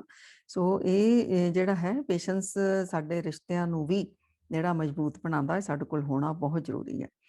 ਫਿਰ ਉਹ ਕਹਿੰਦੇ ਨੇ ਵੀ ਜਿਹੜਾ ਜਿਹਦੇ ਕੋਲ ਪੇਸ਼ੈਂਸ ਆ ਨਾ, ਜ਼ਰੂਰੀ ਗੱਲ ਹੈ ਕਿ ਉਹਦੇ ਵਿੱਚ ਫੇਥ ਵੀ ਹੋਵੇਗਾ, ਉਹ ਭਰੋਸੇ ਵਾਲਾ ਵੀ ਹੋਵੇਗਾ, ਉਹਦੇ ਕੋਲ ਫੇਥ ਵੀ ਹੋਵੇਗਾ, ਔਰ ਇੰਨਾ ਕੁ ਫੇਥ ਕਿ ਜੋ ਵੀ ਹੋ ਰਿਹਾ ਹੈ ਮੇਰੀ ਲਾਈਫ ਵਿੱਚ ਅੱਛਾ ਹੀ ਹੋ ਰਿਹਾ ਹੈ। ਅੱਜ ਮੈਨੂੰ ਨਹੀਂ ਸਮਝ ਆ ਰਿਹਾ, ਪਰ ਕੱਲ ਨੂੰ ਮੈਨੂੰ ਇਹਦਾ ਪਤਾ ਚੱਲ ਜਾਏਗਾ ਮੇਰੇ ਲਈ ਕੀ ਅੱਛਾ ਹੋ ਰਿਹਾ, ਇੰਨਾ ਭਰੋਸਾ। ਔਰ ਇਹ ਵੀ ਕਿ ਰਿਜ਼ਲਟ ਅੱਛਾ ਹੀ ਆਵੇਗਾ, ਇੰਨਾ ਕੁ ਫੇਥ। ਜਿਹੜਾ ਕੋਈ ਲੱਗਿਆ ਜੀਵਨ ਵਿੱਚ ਦੁੱਖ ਆ ਰਿਹਾ, ਇਹਦੇ ਵਿੱਚ ਵੀ ਉਹ ਸੋਚੇਗਾ ਮੇਰਾ ਕੁਝ ਭਲਾ ਹੀ ਹੋ ਰਿਹਾ, ਇੰਨਾ ਕੁ ਫੇਥ ਵਾਲਾ ਹੋਵੇਗਾ, ਉਹਦੇ ਕੋਲ ਹੀ ਪੇਸ਼ੈਂਸ ਹੋਵੇਗੀ। ਇਹ ਨਹੀਂ ਕਿ ਸਾਰਾ ਜ਼ਿੰਦਗੀ ਦੇ ਤੂਫਾਨ ਨਹੀਂ ਆਣੇ ਜਾਂ ਦੁੱਖ ਨਹੀਂ ਆਣੇ, ਇਹ ਤਾਂ ਸੰਸਾਰ ਦੀ ਰੀਤ ਹੈ। ਕਦੀ ਦੁੱਖ ਆਣੇ ਨੇ, ਕਦੀ ਸੁੱਖ ਆਣੇ ਨੇ, ਕਦੀ ਮਾਨ ਵਡਿਆਈਆਂ ਮਿਲ ਜਾਣੀਆਂ ਨੇ, ਕਦੀ ਅਪਮਾਨ ਹੋ ਜਾਣਾ ਹੈ, ਕਦੀ ਪ੍ਰੋਫਿਟ, ਕਦੀ ਲਾਸ, ਕਦੀ ਜੰਮਣਾ, ਕਦੀ ਮਰਨਾ, ਕਦੀ ਕੋਈ ਧੋਖਾ ਦੇਵੇਗਾ, ਕਦੀ ਕੋਈ ਸਾਨੂੰ ਚੀਟ ਕਰੇਗਾ, ਕਦੀ ਕੋਈ ਸਾਡੀ ਹੈਲਪ ਲਈ ਵੀ ਆ ਜਾਏਗਾ ਲਾਈਫ ਦੇ ਵਿੱਚ। ਸੋ ਜਿਹੜੇ ਹੁਣ ਸਾਨੂੰ ਲੱਗ ਰਿਹਾ ਵੀ ਦੁੱਖ ਆ ਗਏ, ਲਾਸ ਹੋ ਗਏ, ਘਾਟਾ ਹੋ ਗਿਆ ਜਾਂ ਇਸ ਤਰ੍ਹਾਂ, ਉਹਦੇ ਵਿੱਚ ਉਹ ਕਹਿੰਦੇ ਨੇ ਪੇਸ਼ੈਂਸ ਵਾਲਾ ਸੋਚੇਗਾ ਇਹਦੇ 'ਚ ਵੀ ਕੁਝ ਭਲਾ ਹੀ ਹੋਇਆ। ਮੈਨੂੰ ਨਹੀਂ ਨਜ਼ਰ ਆ ਰਿਹਾ, ਪਰ ਮੈਨੂੰ ਪਤਾ ਜੋ ਯੂਨੀਵਰਸਲ ਲਾਜ਼ ਨੇ, ਜੋ ਪਰਮਾਤਮਾ ਦੇ ਕਾਨੂੰਨ ਨੇ, ਰੱਬੀ ਕਾਨੂੰਨ, ਉਹਦੇ ਅਨੁਸਾਰ ਜੋ ਹੋ ਰਿਹਾ ਉਹ ਚੰਗਾ ਹੀ ਹੋ ਰਿਹਾ। ਫਿਰ ਇਹਦੇ ਵਿੱਚ ਉਹ ਨਾਲ ਬਾਕੀ ਵੀ ਆਪਣਾ ਕਨੈਕਟ ਕਰੇਗਾ, ਜਿਹੜੀ ਹੋਰ ਕਾਰਮਿਕ ਥਿਊਰੀ ਹੈ ਨਾ, ਵੀ ਕਿਤੇ ਨਾ ਕਿਤੇ ਮੈਂ ਇਦਾਂ ਦਾ ਬੀਜ ਬੀਜਿਆ ਸੀ, ਸੋ ਇਸ ਕਾਰਨ ਇਹ ਮੈਨੂੰ ਫਲ ਆਇਆ। ਸੋ ਕਿਉਂਕਿ ਇੱਕ ਕਾਨੂੰਨ ਨਹੀਂ ਚੱਲੇਗਾ, ਇਹ 12 ਲਾਜ਼ ਉਹਨਾਂ ਨੇ ਵਰਲਡ ਵਾਈਡ ਦੱਸੇ ਨੇ, ਵੈਸੇ ਤਾਂ ਬਹੁਤ ਕੱਢੇ ਨੇ, ਪਰ 12 ਲਾਅ ਜਿਹੜੇ ਨੇ ਇਹ ਕਾਨੂੰਨ ਸਾਡੀ ਜ਼ਿੰਦਗੀ ਦੇ ਵਿੱਚ ਹਰ ਵੇਲੇ ਕੰਮ ਕਰਦੇ ਨੇ। ਸੋ ਹੋਰ ਇਹ ਕਹਿੰਦੇ ਨੇ ਵੀ ਪੇਸ਼ੈਂਸ ਵਾਲਾ ਜਿਹੜਾ ਆ ਇਹ ਸੁਖੀ ਰਹਿੰਦਾ ਹੈ, ਇਹ ਸ਼ਾਂਤ ਰਹਿੰਦਾ ਹੈ, ਇਹ ਆਪਣੀ ਲਾਈਫ ਨੂੰ ਇੰਜੋਏ ਕਰ ਪਾਉਂਦਾ ਹੈ। ਔਰ ਇੰਪੇਸ਼ੈਂਟ ਜਿਹੜਾ ਹੈ ਉਹ ਕਿਉਂਕਿ ਉਹ ਸਟਕ ਹੋਇਆ ਹੈ, ਕਿ ਰਿਹਾ ਹੋਇਆ ਵੀ ਡਿਸੀਜ਼ਨ ਕਿਉਂ ਨਹੀਂ ਆਇਆ। ਮੰਨ ਲਓ ਇਹਦੇ ਵਿੱਚ ਵੀ ਐਗਜ਼ਾਮਪਲ ਦਿੱਤੀ, ਮੰਨ ਲਓ ਕੋਈ ਚੀਜ਼ ਡਿਲੀਵਰ ਹੋਣੀ, ਰਾਈਟ, ਕੱਲ ਨੂੰ ਆਣੀ ਸੀ ਸਾਡੇ ਘਰ ਦੇ ਵਿੱਚ, ਅਸੀਂ ਕੁਝ ਆਰਡਰ ਕੀਤਾ, ਕੱਲ ਨੂੰ ਡਿਲੀਵਰ ਹੋ ਕੇ ਸਾਡੇ ਘਰ ਵਿੱਚ ਆਣੀ ਸੀ, ਪਰ ਉਹ ਕੱਲ ਨੂੰ ਨਹੀਂ ਆਈ, ਉਹ ਹੁਣ ਕਹਿ ਰਹੇ ਨੇ ਕਿ ਹਫ਼ਤੇ ਬਾਅਦ ਆਵੇਗੀ। ਸੋ ਜਿਹੜਾ ਤਾਂ ਇੰਪੇਸ਼ੈਂਟ ਆ ਉਹ ਇੱਕ ਹਫ਼ਤਾ ਪਰ ਵੇਟ ਤਾਂ ਕਰੇਗਾ, ਪਰ ਉਹ ਇੰਨਾ ਅੰਦਰ ਕਾਲਾ ਪਾਨੇ ਆ ਵੀ ਕਿਉਂ ਨਹੀਂ ਆਈ, ਉਹਨਾਂ ਨੇ ਉਹ ਕਿਉਂ ਕਰ ਦਿੱਤਾ, ਇੰਨਾ ਟਾਈਮ ਦਿੱਤਾ ਸੀ, ਇੰਨੀ ਡੇਟ ਦਿੱਤੀ ਸੀ, ਉਹ ਇਸ ਤਰ੍ਹਾਂ ਕਰੇਗਾ। ਜਿਹੜਾ ਪੇਸ਼ੈਂਸ ਵਾਲਾ ਆ ਉਹਨੂੰ ਪਤਾ ਲੱਗ ਗਿਆ ਵੀ ਹਾਂ ਦੇਰੀ ਹੈ, ਤਾਂ ਉਹ ਫਿਰ ਉਹਦੇ ਤੇ ਹੀ ਨਹੀਂ ਉਹ ਆਪਣੀ ਟਿਕ ਹੀ ਲਗਾ ਕੇ ਰੱਖੇਗਾ। ਉਹ ਹੁਣ ਵੇਟ ਕਰੇਗਾ ਕਿ ਹਫ਼ਤੇ ਨੂੰ ਆਏਗਾ, ਬਾਕੀ ਮੈਂ ਰਿਲੈਕਸ ਹੋ ਕੇ ਉਨਾ ਟਾਈਮ ਹੋਰ ਜੋ ਕਰ ਸਕਦਾ ਮੈਂ ਉਹ ਕਰ ਲੂੰ। ਇਵੇਂ ਹੀ ਜਿਵੇਂ ਸਾਨੂੰ ਮੰਨ ਲਓ ਕਿਸੇ ਫਰੈਂਡ ਨੇ ਟਾਈਮ ਦਿੱਤਾ ਸੀ ਇੰਨੇ ਵਜੇ ਦਾ, ਹਨਾ? ਜਿਹੜਾ ਤਾਂ ਇੰਪੇਸ਼ੈਂਟ ਆ, ਜਦੋਂ ਉਨੇ ਵਜੇ ਉਹ ਨਹੀਂ ਪਹੁੰਚਿਆ ਉਹਦਾ ਤਾਂ ਪੁੱਛੋ ਨਾ ਅੰਦਰ ਫਿਰ ਕੀ ਓਹਾ-ਪੋਹਾ ਉਹਦੇ ਅੰਦਰ ਮੱਚ ਗਈ। ਤੇ ਜਿਹੜਾ ਪੇਸ਼ੈਂਸ ਵਾਲਾ ਆ, ਉਹ ਕਹਿੰਦਾ ਕੋਈ ਗੱਲ ਨਹੀਂ, ਵੀ ਹੈ ਤਾਂ ਉਹ ਲੇਟ, ਪਰ ਪਹਿਲਾਂ ਮੈਂ ਉਹਦਾ ਰੀਜ਼ਨ ਪੁੱਛਾਂਗਾ ਵੀ ਕਾਰਨ ਕੀ ਹੈ? ਹੋ ਸਕਦਾ ਟ੍ਰੈਫਿਕ ਹੋਵੇ ਜ਼ਿਆਦਾ ਜਾਂ ਕੋਈ ਹੋਰ ਰੀਜ਼ਨ ਹੋਵੇ। ਉਹ ਆਪਣੇ ਆਪ ਨੂੰ ਅਸ਼ਾਂਤ ਨਹੀਂ ਕਰੇਗਾ। ਤੇ ਚਾਹੇ ਸਾਹਮਣੇ ਵਾਲਾ ਆ ਕੇ ਉਹਦੇ ਕੋਲ ਝੂਠ ਵੀ ਬੋਲ ਗਿਆ, ਤਾਂ ਵੀ ਉਹ ਪੇਸ਼ੈਂਸ ਰੱਖੇਗਾ ਵੀ ਇਹਦਾ ਸੁਭਾਅ ਇਹ ਹੈ, ਮੈਂ ਆਪਣੀ ਸ਼ਾਂਤੀ ਕਿਉਂ ਵਿਗਾੜਾਂ? ਬਹੁਤ ਵਾਰ ਬਹਾਨੇ ਲਾਉਂਦਾ ਸਾਹਮਣੇ ਵਾਲਾ। ਸੋ ਜਿਹੜਾ ਪੇਸ਼ੈਂਸ ਵਾਲਾ ਆ ਉਹਨੂੰ ਪਤਾ ਵੀ ਆ ਇਹ ਬਹਾਨੇ ਮਾਰ ਰਿਹਾ, ਪਰ ਆਪਣੀ ਸ਼ਾਂਤੀ ਨੂੰ, ਆਪਣੇ ਪੀਸ ਆਫ ਮਾਈਂਡ ਨੂੰ, ਆਪਣੇ ਬਿਹੇਵੀਅਰ ਨੂੰ, ਆਪਣਾ ਜਿਹੜਾ ਐਟੀਟਿਊਡ ਆ ਉਹਨੂੰ ਉਹ ਨਹੀਂ ਵਿਗਾੜਦਾ। ਸੋ ਇਹ ਦੇਖੋ ਸੰਗਤ ਜੀ, ਸਾਨੂੰ ਹੀ ਪੇਸ਼ੈਂਸ ਹੋ, ਅਗਰ ਅਸੀਂ ਸਾਡੇ ਕੋਲ ਇਹ ਧੀਰਜ ਆ ਤਾਂ ਸਾਨੂੰ ਹੀ ਫਾਇਦਾ। ਸਾਡੇ ਜੀਵਨ ਵਿੱਚ ਸ਼ਾਂਤੀ ਹੈ, ਅਸੀਂ ਸੁਖੀ ਵਸਾਂਗੇ, ਅਸੀਂ ਸਟੇਬਲ ਰਹਾਂਗੇ, ਅਸੀਂ ਅਸ਼ਾਂਤ ਨਹੀਂ ਹੋਵਾਂਗੇ। ਤਾਂ ਦੂਸਰਾ ਜਿਹੜਾ ਆ ਇੰਪੇਸ਼ੈਂਟ ਆ ਉਹ ਫਿਰ ਨੈਗੇਟਿਵਿਟੀ ਵਿੱਚ ਸਟਕ ਰਹੇ। ਤਾਂ ਫਿਰ ਸਾਨੂੰ ਕਿੰਨਾ ਇਹਦੇ ਬਾਰੇ ਸਿੱਖਣਾ ਚਾਹੀਦਾ। ਇਹਦੇ ਤੇ ਪ੍ਰੈਕਟਿਸਿਸ ਕੀ ਉਹਨਾਂ ਨੇ ਦੱਸੀਆਂ। ਇੱਕ ਤਾਂ ਜਿਹੜੀ ਬੜੀ ਮੇਜਰ ਇਹਨਾਂ ਨੇ ਰਿਸਰਚ ਕੀਤੀ ਸੀ, ਉਹ ਕੀਤੀ ਸੀਗੀ ਮਾਈਸ, ਚੂਹਿਆਂ ਦੇ ਉੱਤੇ, ਹੈ ਨਾ?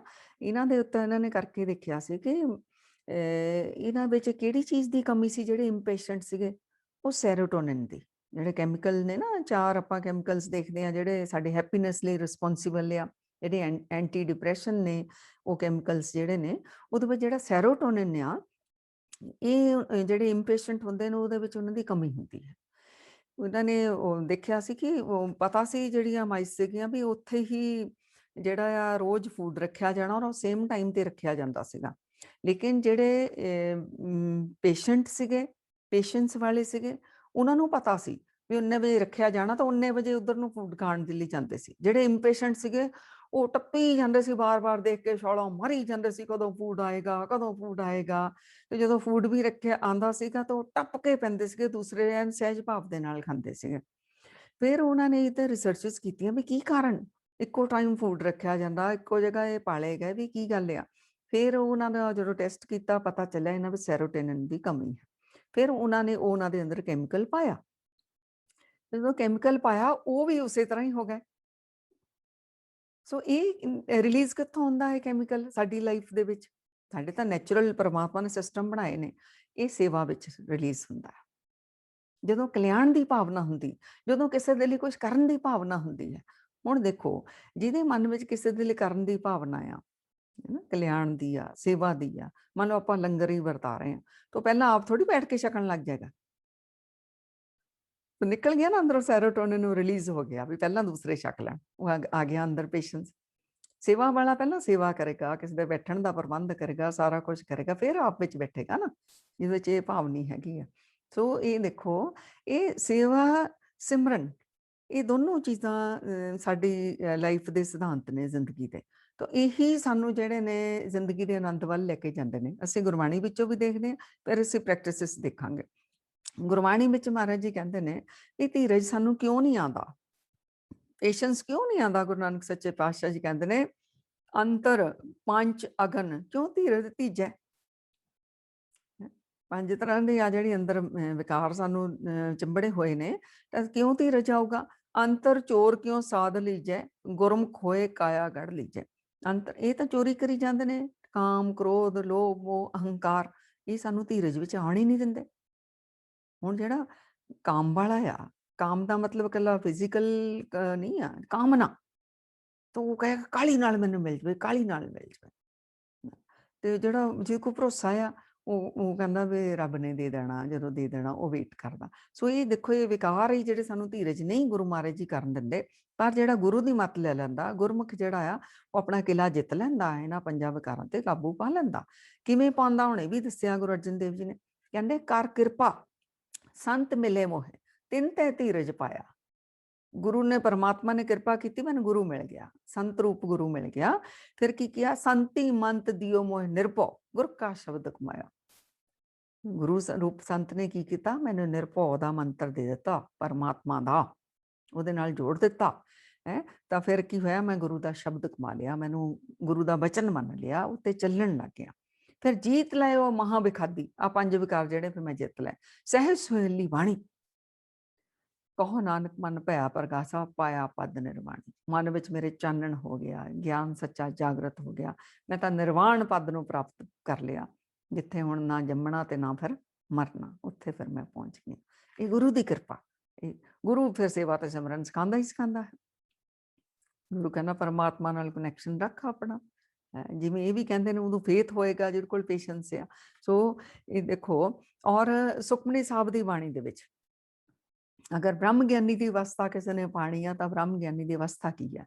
ਉਹ ਕਹਿੰਦੇ ਨੇ ਬ੍ਰਹਮ ਗਿਆਨੀ ਕੇ ਧੀਰਜ ਏਕ, ਜੋ ਬਸਦਾ ਕੋ ਖੁਦੇ ਕੋ ਚੰਦਨ ਲੈ। ਬ੍ਰਹਮ ਗਿਆਨੀ ਕੋਲ ਤਾਂ ਇਹ ਐਡਾ ਵੱਡਾ ਗੁਣ ਆ, ਇੱਕੋ ਹੀ ਗੁਣ ਐਡਾ ਵੱਡਾ, ਬਾਕੀ ਵੀ ਸਾਰੇ ਗੁਣ ਦੱਸੇ ਪਰ ਆ ਕਹਿੰਦੇ ਐਡਾ ਵੱਡਾ ਗੁਣ ਆ, ਉਹਦੇ ਕੋਲ ਧੀਰਜ ਦਾ ਗੁਣ ਆ। ਧਰਤੀ ਵਰਗਾ ਧੀਰਜ ਆ ਉਹਦੇ ਕੋਲ। ਧਰਤੀ ਨੂੰ ਕੋਈ ਖੋਦੀ ਜਾਂਦਾ, ਪੱਟੀ ਜਾਂਦਾ, ਚਾਹੇ ਕੋਈ ਚੰਦਨ ਦਾ ਲੇਪ ਕਰ ਲਵੇ, ਉਹਨੂੰ ਕੋਈ ਫਰਕ ਨਹੀਂ ਪੈਂਦਾ। ਇੱਦਾਂ ਦਾ ਧੀਰਜ ਬ੍ਰਹਮ ਗਿਆਨੀ ਦੀ ਅਵਸਥਾ ਦੀ ਗੁਰੂ ਮਹਾਰਾਜ ਨੇ ਗੱਲ ਕੀਤੀ। ਤਾਂ ਗੁਰੂ ਨਾਨਕ ਸੱਚੇ ਪਾਤਸ਼ਾਹ ਜੀ ਨੇ ਬਾਣੀ ਵਿੱਚ ਇੱਕ ਹੋਰ ਸਾਨੂੰ ਬੜਾ ਸੁੰਦਰ ਵਚਨ ਕਿਹਾ। ਮਹਾਰਾਜ ਕਹਿੰਦੇ ਸਿਦਕ ਸਬੂਰੀ ਸਾਧਕਾ, ਸਬਰ ਤੋਂ ਸਭ ਲਾਇਕਾ, ਦੀਦਾਰ ਪੂਰੇ ਪਾਇਸਾ ਥਾਉ ਨਹੀਂ ਖਾਇਕਾ। ਗੁਰੂ ਮਹਾਰਾਜ ਜੀ ਕਹਿੰਦੇ ਜਿਹੜੇ ਰੱਬ ਦੇ ਪਿਆਰੇ ਨੇ, ਅਸੀਂ ਸਾਰੇ ਹੀ ਚਾਹੁੰਦੇ ਹਾਂ ਰੱਬ ਦੇ ਪਿਆਰੇ ਹੋ ਜਾਈਏ। ਜਿਹੜੇ ਰੱਬ ਦੇ ਪਿਆਰੇ ਨੇ ਨਾ, ਤਾਂ ਇਹਨਾਂ ਦੀ ਤਾਂ ਰੂਹ ਦੀ ਖੁਰਾਕ ਜਿਹੜੀ ਆ ਸਿਦਕ ਤੇ ਭਰੋਸਾ ਤੇ ਆ ਜਿਹੜਾ ਧੀਰਜ ਆ ਜਿਹੜਾ ਸਬਰ ਆ, ਜਿਹੜਾ ਇਹਨਾਂ ਦੀ ਰੂਹ ਦੀ ਖੁਰਾਕ ਆ। ਫਿਰ ਕਹਿੰਦੇ ਇਹਨਾਂ ਕੋਲ ਰਾਸ ਪੂੰਜੀ ਕੀ ਹੈ? ਸਾਡੇ ਕੋਲ ਤਾਂ ਰਾਸ ਪੂੰਜੀ ਆਪਾਂ ਕਹਿੰਦੇ ਨਾ ਇੰਨੀ ਪ੍ਰਾਪਰਟੀ, ਇੰਨਾ ਧਨ, ਸੰਸਾਰਿਕ ਅਸੀਂ ਗੱਲਾਂ। ਇਹਨਾਂ ਦੀ ਰਾਸ ਪੂੰਜੀ ਕੀ ਆ? ਇਹਨਾਂ ਦੀ ਰਾਸ ਪੂੰਜੀ ਵੀ ਇਹ ਸਿਦਕ ਤੇ ਭਰੋਸਾ ਹੀ ਹੈ। ਸੋ ਇਹ ਕਿੱਡੀ ਵੱਡੀ ਇਹ ਕਮਾਈ ਹੈ ਜਿਨ੍ਹਾਂ ਕੋਲ ਧੀਰਜ ਆ। ਸੋ ਇਹ ਨਾਮ ਦੀ ਕਮਾਈ ਦਾ ਇੱਕ ਗੁਣ ਆ, ਇਹ ਇੱਕ ਹਿੱਸਾ ਆ ਇਹ ਧੀਰਜ। ਇਹਦੇ ਉੱਤੇ ਪ੍ਰੈਕਟਿਸਿਸ ਕੀ ਕਰਨੀਆਂ ਨੇ?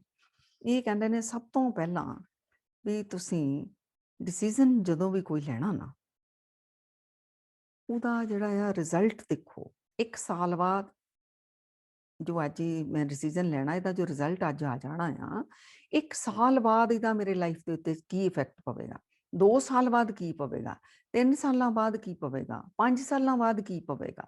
ਜਦੋਂ ਤੁਸੀਂ ਉਦੋਂ, ਕਿਉਂਕਿ ਕਾਹਲੀ ਨਾਲ ਤਾਂ ਅਸੀਂ ਤੋੜ ਮਰੋੜ ਦਿੰਦੇ ਹਾਂ ਸਾਰਾ ਕੁਝ, ਤੁਹਾਡੀ ਲਾਈਫ ਦੇ ਉੱਤੇ ਕੀ ਇਫੈਕਟ ਪਵੇਗਾ ਜਦੋਂ ਤੁਸੀਂ ਇੱਦਾਂ ਸੋਚਦੇ ਹੋ, ਫਿਰ ਤੁਹਾਡੇ ਵਿੱਚ ਅੰਦਰ ਪੇਸ਼ੈਂਸ ਆਏਗੀ, ਤੁਸੀਂ ਡਿਸੀਜ਼ਨ ਫਿਰ ਸੋਚ ਕੇ ਲਓਗੇ, ਤੁਹਾਡੇ 'ਚ ਇੱਕ ਠਹਿਰਾਵ ਆਵੇਗਾ। ਤੁਸੀਂ ਕੋਈ ਡਿਸੀਜ਼ਨ, ਰੋਂਗ ਡਿਸੀਜ਼ਨ ਨਹੀਂ ਲੈ ਪਾਓਗੇ, ਤੁਸੀਂ ਰੁਕੋਗੇ। ਫਿਰ ਉਹ ਕਹਿੰਦੇ ਨੇ ਕਿ ਜਿਵੇਂ ਤੁਸੀਂ ਇੱਕ ਕੰਮ ਕਰ ਰਹੇ ਹੋ, ਉਸ ਤੋਂ ਦੂਸਰਾ ਕੰਮ ਕਰਨਾ ਹੀ ਹੈ ਨਾ। ਅਸੀਂ ਜ਼ਿੰਦਗੀ 'ਚ ਕਿੰਨੇ ਕੰਮ ਕਰਨੇ ਹੁੰਦੇ ਨੇ। ਅਗਰ ਤੁਸੀਂ ਚਾਹੁੰਦੇ ਹੋ ਤੁਹਾਡੇ 'ਚ ਪੇਸ਼ੈਂਸ ਆ ਜਾਵੇ, ਤਾਂ ਫਿਰ ਕੀ ਕਰੋ, ਇੱਕ ਕੰਮ ਤੋਂ ਬਾਅਦ ਦੂਸਰਾ ਕੰਮ ਜਦੋਂ ਕਰਨ ਲੱਗਦੇ ਹੋ ਨਾ, ਤਾਂ ਉਹਦੇ ਵਿੱਚ ਥੋੜਾ ਜਿਹਾ ਤੁਸੀਂ ਬ੍ਰੇਕ ਰੱਖੋ, ਥੋੜੀ ਜਿਹੀ ਬ੍ਰੇਕ ਰੱਖੋ, ਫਿਰ ਨਵਾਂ ਕੰਮ ਸ਼ੁਰੂ ਕਰੋ। ਇਹਨੂੰ ਇਹਨਾਂ ਨੇ ਕਿਹਾ ਇਹ ਤੁਹਾਡੀ ਬ੍ਰੇਨ ਨੈਪ ਆ। ਇਹ ਤੁਹਾਡਾ ਨਹੀਂ, ਕਿਉਂ ਤੁਸੀਂ ਪਹਿਲੇ ਕੰਮ 'ਚ ਲੱਗੇ ਹੋਏ ਸੀ ਤਾਂ ਤੁਹਾਡਾ ਉਹ ਚੱਲ ਰਿਹਾ ਸੀ, ਅੰਦਰ ਮਨ ਵਿਚਾਰ ਉਹੀ ਚੱਲੀ ਜਾ ਰਹੇ ਸਨ। ਹੁਣ ਤੁਸੀਂ ਜਦੋਂ ਬ੍ਰੇਕ ਲਈ, ਤੁਸੀਂ ਉਦੋਂ ਸ਼ਾਂਤ ਹੋ ਗਏ, ਨਵੇਂ ਕੰਮ ਨੂੰ ਫਰੈਸ਼ ਹੋ ਕੇ ਵਧੀਆ ਕਰ ਪਾਓਗੇ। ਥੋੜੀ ਜਿਹੀ ਬ੍ਰੇਕ ਲੈ ਲਓ। ਤਾਂ ਇਹਨਾਂ ਨੇ ਇੱਕ ਹੋਰ ਨਾ ਸੰਗਤ ਜੀ ਬੜਾ ਸੁੰਦਰ ਸਾਨੂੰ ਐਕਸਪੈਰੀਮੈਂਟ ਕਰਕੇ ਦੱਸਿਆ ਵੀ ਜਿਹੜੇ ਡੌਗਸ ਨੇ, ਇਹਨਾਂ ਦਾ ਦੇਖਿਆ ਨਾ ਵੀ ਕਿੰਨੇ ਇੰਪੇਸ਼ੈਂਟ ਹੁੰਦੇ ਨੇ। ਨੈਚੁਰਲ ਇਹਨਾਂ ਦਾ ਸੁਭਾਅ ਆ। ਆਪਾਂ ਵੀ ਕਹਿੰਦੇ ਆ ਲੋਭੀ ਕੁੱਤਾ ਲੋਭੀ ਹੈ, ਇਹਦਾ ਹਿਸਾਬ ਹੀ ਨਾ ਕਰੋ। ਬੰਦੇ ਦਾ ਵੀ ਕਹਿ ਦਿੰਦੇ ਅਗਰ ਕੁੱਤੇ ਵਰਗਾ ਲੋਭ ਹੈ ਅੰਦਰ, ਤਾਂ ਉਹ ਕਹਿੰਦੇ ਨੇ ਵੀ ਇਹ ਵੇਟ ਨਹੀਂ ਕਰ ਸਕਦੇ ਖਾਣਾ ਦਾ। ਇਵੇਂ ਮਾਲਕ ਪਾਉਂਦਾ ਹੀ ਤਾਂ ਬੋਚਣ ਵੀ ਲੱਗ ਜਾਂਦੇ ਨੇ, ਇੰਨਾ ਕਾਹਲਾਪਨ, ਇੰਨੇ ਇੰਪੇਸ਼ੈਂਟ ਨੇ। ਪਰ ਇਹ ਕਹਿੰਦੇ ਨੇ ਵੀ ਜਦੋਂ ਇਹਨਾਂ ਨੂੰ ਟ੍ਰੇਨਿੰਗ ਦੇ ਦਿੱਤੀ ਜਾਂਦੀ, ਮਾਸਟਰ ਟ੍ਰੇਨਡ ਕਰ ਦਿੰਦਾ ਆ, ਕੋਲ ਖਾਣਾ ਵੀ ਪਿਆ ਰਵੇ, ਜਦ ਤੱਕ ਉਹ ਮਾਲਕ ਨਹੀਂ ਕਹਿੰਦਾ ਇਹ ਨਹੀਂ ਖਾਂਦਾ।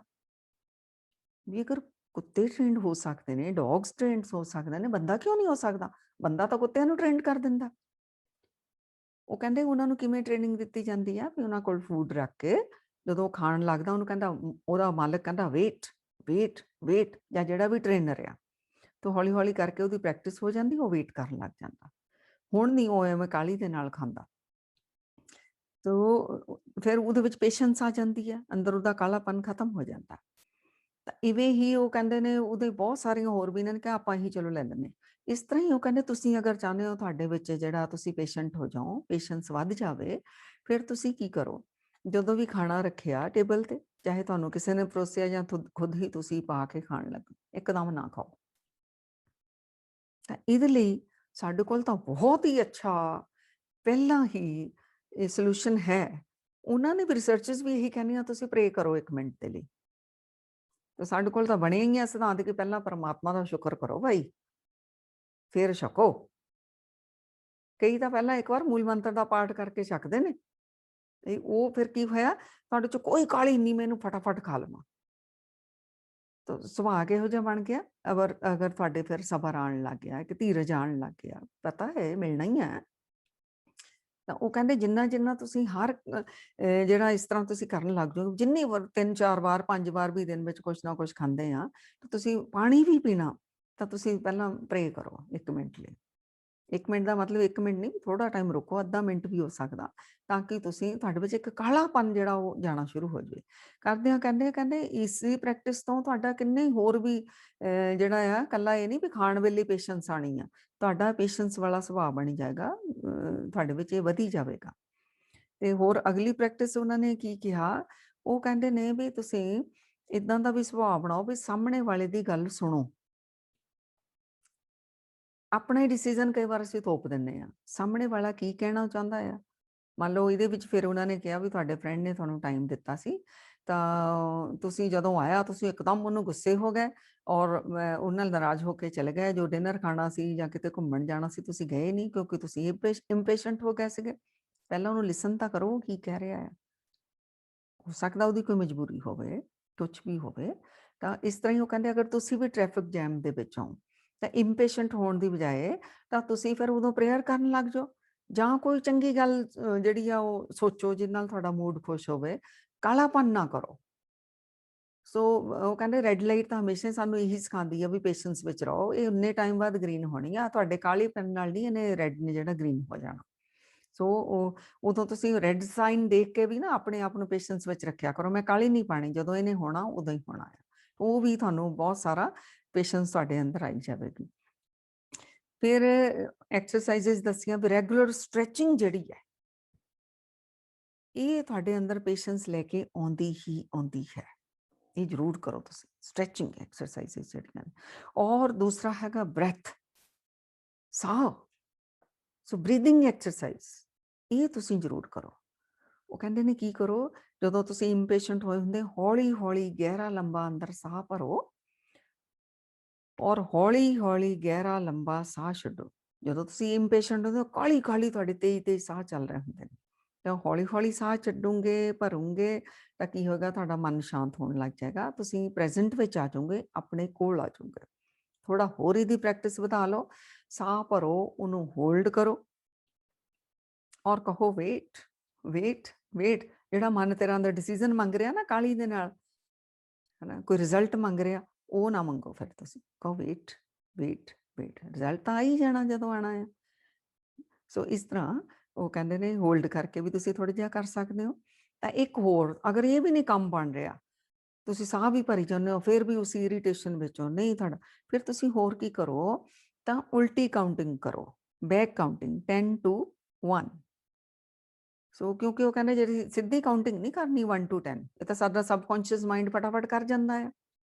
ਸੋ ਜਦੋਂ ਤੁਸੀਂ ਬੈਕ ਕਾਊਂਟਿੰਗ ਕਰਨੀ ਆ, ਤੁਹਾਨੂੰ ਫਿਰ ਕੌਂਸ਼ੀਅਸ ਮਾਈਂਡ ਨੂੰ ਸੁਚੇਤ ਹੋਣਾ ਪੈਣਾ, ਤੁਹਾਨੂੰ ਜਾਗਰਤ ਹੋਣਾ ਹੀ ਪੈਣਾ ਹੈ, ਕਿਉਂਕਿ ਫਿਰ ਤੁਹਾਨੂੰ ਸੋਚਣਾ ਪੈਣਾ 10 ਤੋਂ ਬਾਅਦ 9 ਆਏਗਾ, 8 ਆਏਗਾ, 7 ਆਏਗਾ।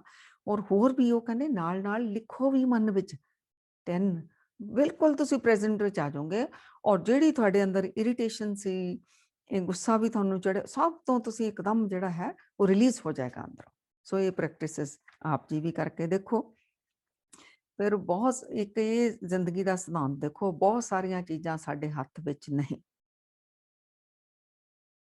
ਨਾ ਤਾਂ ਕੋਈ ਸਾਹਮਣੇ ਵਾਲਾ, ਸਾਡੇ ਹੱਥ ਵਿੱਚ, ਸਾਡੇ ਵੱਸ 'ਚ ਕੋਈ ਨਹੀਂ ਆ, ਕਿਸੇ ਦਾ ਮਨ ਸਾਡੇ ਵੱਸ ਵਿੱਚ ਥੋੜੀ ਆ, ਹਨਾ, ਉਹਨੂੰ। ਤੇ ਨਾ ਹੀ ਸਰਕਮਸਟੈਂਸਿਸ, ਉਹ ਬਦਲਦੇ ਰਹਿੰਦੇ ਹਮੇਸ਼ਾ, ਨਾ ਹੀ ਸਿਚੁਏਸ਼ਨਸ, ਇਹ ਸਾਡੇ ਹੱਥ ਵਿੱਚ ਨਹੀਂ, ਨਾ ਹੀ ਜਿਹੜੇ ਮੌਸਮ ਬਦਲਦੇ ਨੇ ਇਹ ਸਾਡੇ ਬਹੁਤ ਸਾਰੀਆਂ ਚੀਜ਼ਾਂ, ਸਿਸਟਮ ਵੀ ਸਾਡੇ ਹੱਥ ਵਿੱਚ ਨਹੀਂ। ਤੇ ਜਿੰਨੀਆਂ ਚੀਜ਼ਾਂ ਸਾਡੇ ਹੱਥ ਵਿੱਚ ਨਹੀਂ, ਤਾਂ ਫਿਰ ਉੱਥੇ ਤੁਸੀਂ ਕੁਛ ਵੀ ਨਹੀਂ ਅਗਰ ਕਰ ਸਕਦੇ, ਤਾਂ ਸੋਲੂਸ਼ਨ ਤਾਂ ਤੁਸੀਂ ਲੱਭ ਸਕਦੇ ਹੋ ਵੀ ਗਰਮੀ ਬਹੁਤ ਆ, ਤੁਸੀਂ ਪੱਖਾ ਲਗਾ ਲਓ ਜਾਂ ਏਸੀ ਦਾ ਸਿਸਟਮ ਕਰ ਲਓ। ਸੋਲੂਸ਼ਨ ਤਾਂ ਤੁਸੀਂ ਲੱਭ ਸਕਦੇ ਹੋ, ਪਰ ਇਹ ਨਹੀਂ ਤੁਸੀਂ ਕਹਿ ਸਕਦੇ ਕਿ ਗਰਮੀ ਘਟ ਜਾ। ਉਹ ਜਿੰਨਾ ਟੈਂਪਰੇਚਰ ਪਰਮਾਤਮਾ ਨੇ ਉਸ ਟਾਈਮ ਕੀਤਾ ਹੋਇਆ ਉਹ ਰਹਿਣਾ ਹੀ ਹੈ। ਇਵੇਂ ਠੰਡ ਜਿਹੜੀ ਉਹਨੇ ਪਾਈ, ਅਗਰ ਸਨੋ ਪਾਈ, ਉਹ ਤਾਂ ਪਾ ਹੀ ਰਹੀ ਹੈ ਪ੍ਰਕਿਰਤੀ, ਕੁਦਰਤ। ਤਾਂ ਤੁਸੀਂ ਉਹਦੇ ਵਿੱਚ ਉਹਦਾ ਸੋਲੂਸ਼ਨ ਤਾਂ ਲੱਭ ਸਕਦੇ ਹੋ, ਪਰ ਤੁਸੀਂ ਇਹ ਕਹੋ ਵੀ ਇੰਨੀ ਠੰਡ ਕਿਉਂ, ਇੰਨੀ ਗਰਮੀ ਕਿਉਂ, ਇੰਨਾ ਮੀਂਹ ਕਿਉਂ ਪੈ ਰਿਹਾ ਹੈ, ਇਹ ਤੁਸੀਂ ਫਿਰ ਨੈਗੇਟਿਵ ਹੈ ਤੁਹਾਡਾ ਬਿਹੇਵੀਅਰ, ਤੁਹਾਡਾ ਐਟੀਟਿਊਡ ਨੈਗੇਟਿਵ ਹੈ, ਤੁਸੀਂ ਇਰੀਟੇਟ ਹੋਏ ਪਏ ਹੋ। ਇਹ ਤੁਹਾਡੀ ਹੈਲਥ ਲਈ, ਤੁਹਾਡੀ ਲਾਈਫ ਲਈ, ਤੁਹਾਡੀ ਬਾਡੀ ਲਈ, ਤੁਹਾਡੀ ਮਾਈਂਡ ਲਈ ਬਿਲਕੁਲ ਵੀ ਅੱਛਾ ਨਹੀਂ ਹੈ। ਇਹ ਤੁਹਾਨੂੰ ਨੁਕਸਾਨ ਹੀ ਨੁਕਸਾਨ ਕਰੇਗਾ। ਫਿਰ ਅਗਲਾ ਕਹਿ ਰਹੇ ਨੇ ਕਿ ਤੁਸੀਂ ਗ੍ਰੈਟੀਟਿਊਡ ਦੇ ਵਿੱਚ ਆ ਜਾਓ, ਸ਼ੁਕਰਾਨੇ ਦੇ ਭਾਵ ਵਿੱਚ ਆ ਜਾਓ। ਜੋ ਤੁਹਾਨੂੰ ਮਿਲਿਆ ਹੈ ਉੱਧਰ ਦੇਖ ਕੇ ਸ਼ੁਕਰ ਕਰਨਾ ਸ਼ੁਰੂ ਕਰ ਦਿਓ। ਜੋ ਨਹੀਂ ਮਿਲਿਆ ਉਹਦੇ ਵਿੱਚ ਵੀ ਕੋਈ ਰਾਜ ਹੋਵੇਗਾ, ਕੋਈ ਪ੍ਰਕਿਰਤੀ ਦਾ ਕੋਈ ਰਾਜ ਹੋਵੇਗਾ। ਤਾਂ ਇਵੇਂ ਵੀ ਤੁਸੀਂ ਜਿਹੜਾ ਹੈ, ਜਿੰਨਾ ਉਹ ਕਹਿੰਦੇ ਸ਼ੁਕਰਾਨੇ ਵਿੱਚ ਆਓਗੇ, ਤੁਸੀਂ ਪੇਸ਼ੈਂਟ ਹੋਈ ਜਾਓਗੇ, ਤੁਹਾਡੇ ਵਿੱਚ ਪੇਸ਼ੈਂਸ ਵਧੀ ਜਾਵੇਗੀ। ਫਿਰ ਅਗਲਾ ਪੁਆਇੰਟ ਹੈ ਕਿ ਆਪਣੇ ਆਪ ਨੂੰ ਚੈਲੰਜ ਵਿੱਚ ਲੈ ਲਓ। ਵੀ ਅਗਰ ਇੱਕ ਡੌਗ ਜਿਹੜਾ ਉਹ ਟ੍ਰੇਨਡ ਹੋ ਸਕਦਾ, ਉਹਨੂੰ ਬੰਦਾ ਹੀ ਟ੍ਰੇਨਡ ਕਰ ਰਿਹਾ, ਤਾਂ ਮੈਂ ਕਿਉਂ ਨਹੀਂ? ਮੈਂ ਕਿਉਂ ਨਹੀਂ ਪੇਸ਼ੈਂਸ ਵਿੱਚ ਆ ਸਕਦਾ? ਮੈਂ ਕਿਉਂ ਨਹੀਂ ਆਪਣੇ ਗੁੱਸੇ ਦੇ ਉੱਤੇ ਕੰਟਰੋਲ ਕਰ ਸਕਦਾ? ਮੈਂ ਕਿਉਂ ਆਪਣਾ ਬਿਹੇਵੀਅਰ ਨੂੰ ਬਦਲ ਨਹੀਂ ਸਕਦਾ? ਮੈਂ ਕਰ ਸਕਦਾ ਆ। ਉਹ ਕਹਿੰਦੇ ਜਦੋਂ ਤੁਸੀਂ ਆਪਣੇ ਆਪ ਨੂੰ ਚੈਲੰਜ ਵਿੱਚ ਲੈਂਦੇ ਹੋ ਨਾ, ਕਿਉਂਕਿ ਯੂ ਆਰ ਵੈਰੀ ਪਾਵਰਫੁਲ, ਤੁਹਾਡੇ ਕੋਲ ਇੰਨੀ ਜ਼ਿਆਦਾ ਸ਼ਕਤੀ ਹੈ, ਤੁਸੀਂ ਕਿਸੇ ਵੀ ਚੈਲੰਜ ਨੂੰ ਲੈ ਕੇ ਔਰ ਤੁਸੀਂ ਉਹਨੂੰ ਜਿਹੜਾ ਉਹਨੂੰ ਫਤਿਹ ਕਰ ਸਕਦੇ ਹੋ, ਉਹ ਤੁਸੀਂ ਕਾਮਯਾਬ ਹੋ ਸਕਦੇ ਹੋ। ਤੇ ਆਪਣੇ ਆਪ ਨੂੰ ਚੈਲੰਜ ਵਿੱਚ ਲਓ, ਮੈਂ ਪੇਸ਼ੈਂਸ ਰੱਖਣੀ ਆ, ਮੈਂ ਗੁੱਸਾ ਨਹੀਂ ਕਰਨਾ, ਮੈਂ ਇਰੀਟੇਸ਼ਨ ਨਹੀਂ ਕਰਨੀ।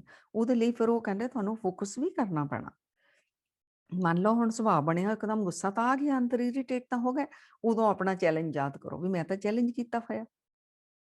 ਤਾਂ ਹੋ ਸਕਦਾ ਵੀ ਇੱਕਦਮ ਕੰਟਰੋਲ 'ਚ ਨਾ ਆਵੇ, ਪਰ ਹੌਲੀ-ਹੌਲੀ ਤੁਸੀਂ ਜਦੋਂ ਆਪਣੇ ਆਪ ਨੂੰ ਟ੍ਰੇਨਿੰਗ ਦੇਈ ਜਾਓਗੇ, ਤਾਂ ਤੁਸੀਂ ਇਹ ਜਿਹੜਾ ਹੈ ਚੈਲੰਜ ਤੁਸੀਂ ਪੂਰਾ ਕਰ ਪਾਓਗੇ ਔਰ ਤੁਸੀਂ ਇਹਨੂੰ ਜਿੱਤ ਪਾਓਗੇ। ਸੋ ਨਾਲ ਉਹ ਕਹਿੰਦੇ ਨੇ ਵੀ ਇਹ ਵੀ ਆਪਣੇ ਆਪ ਨੂੰ ਮੈਸੇਜ ਦੇ ਦਿਓ ਕਿ ਮੈਂ ਕਰ ਸਕਦਾ ਆ। ਅਗਰ ਡੌਗ ਕਰ ਸਕਦਾ ਤਾਂ ਮੈਂ ਹੀ ਤਾਂ ਡੌਗ ਨੂੰ ਟ੍ਰੇਨਿੰਗ ਦੇਣ ਵਾਲਾ ਆ, ਬੰਦਾ ਹੀ ਦੇ ਰਿਹਾ, ਤਾਂ ਮੈਂ ਤਾਂ ਸਭ ਕੁਝ ਹੀ ਕਰ ਸਕਦਾ ਆ। ਸੋ ਉਹ ਫਿਰ ਇਹਦੇ ਫਾਇਦੇ ਦੇਖ ਕੇ, ਇਹਦੇ ਗੁਣਾਂ ਨੂੰ ਦੇਖ ਕੇ, ਤਾਂ ਉਹ ਕਹਿੰਦੇ ਆ ਤਾਂ ਫਿਰ ਤਾਂ ਤੁਹਾਨੂੰ ਮਤਲਬ ਅੱਜ ਹੀ ਆਪਣੇ ਆਪ ਨੂੰ ਟ੍ਰੇਨਡ ਕਰਨਾ ਸ਼ੁਰੂ ਕਰਨਾ ਚਾਹੀਦਾ। ਇਹ ਕਿੱਥੇ-ਕਿੱਥੇ ਰਿਸਰਚਸ ਹੋਈਆਂ ਨੇ। ਔਰ ਇੱਕ ਗੱਲ ਸੰਗਤ ਜੀ ਹੋਰ, ਜਿਹੜੇ 65 ਪਲੱਸ ਸੀ, ਉਹਨਾਂ ਦੇ ਉੱਤੇ ਰਿਸਰਚਸ ਕੀਤੀਆਂ ਗਈਆਂ ਅਮਰੀਕਾ ਦੇ ਵਿੱਚ।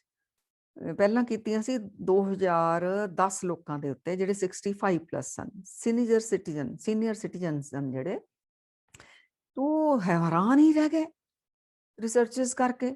ਜਿਹੜੇ ਇਹਨਾਂ ਵੱਲੋਂ ਵਿੱਚੋਂ ਜੀਵਨ ਭਰ ਉਹਨਾਂ ਨੇ ਦੱਸਿਆ ਵੀ ਜ਼ਿੰਦਗੀ 'ਚ ਅਪ ਡਾਊਨਸ ਆਏ, ਅਸੀਂ ਸ਼ਾਂਤ ਰਹੇ, ਅਸੀਂ ਏਦਾਂ ਕੋਈ ਰਿਐਕਸ਼ਨ ਨਹੀਂ ਕੀਤੇ, ਰਿਵੈਂਜ ਨਹੀਂ ਰੱਖਿਆ ਅੰਦਰ ਦੇ ਵਿੱਚ ਇਸ ਤਰ੍ਹਾਂ।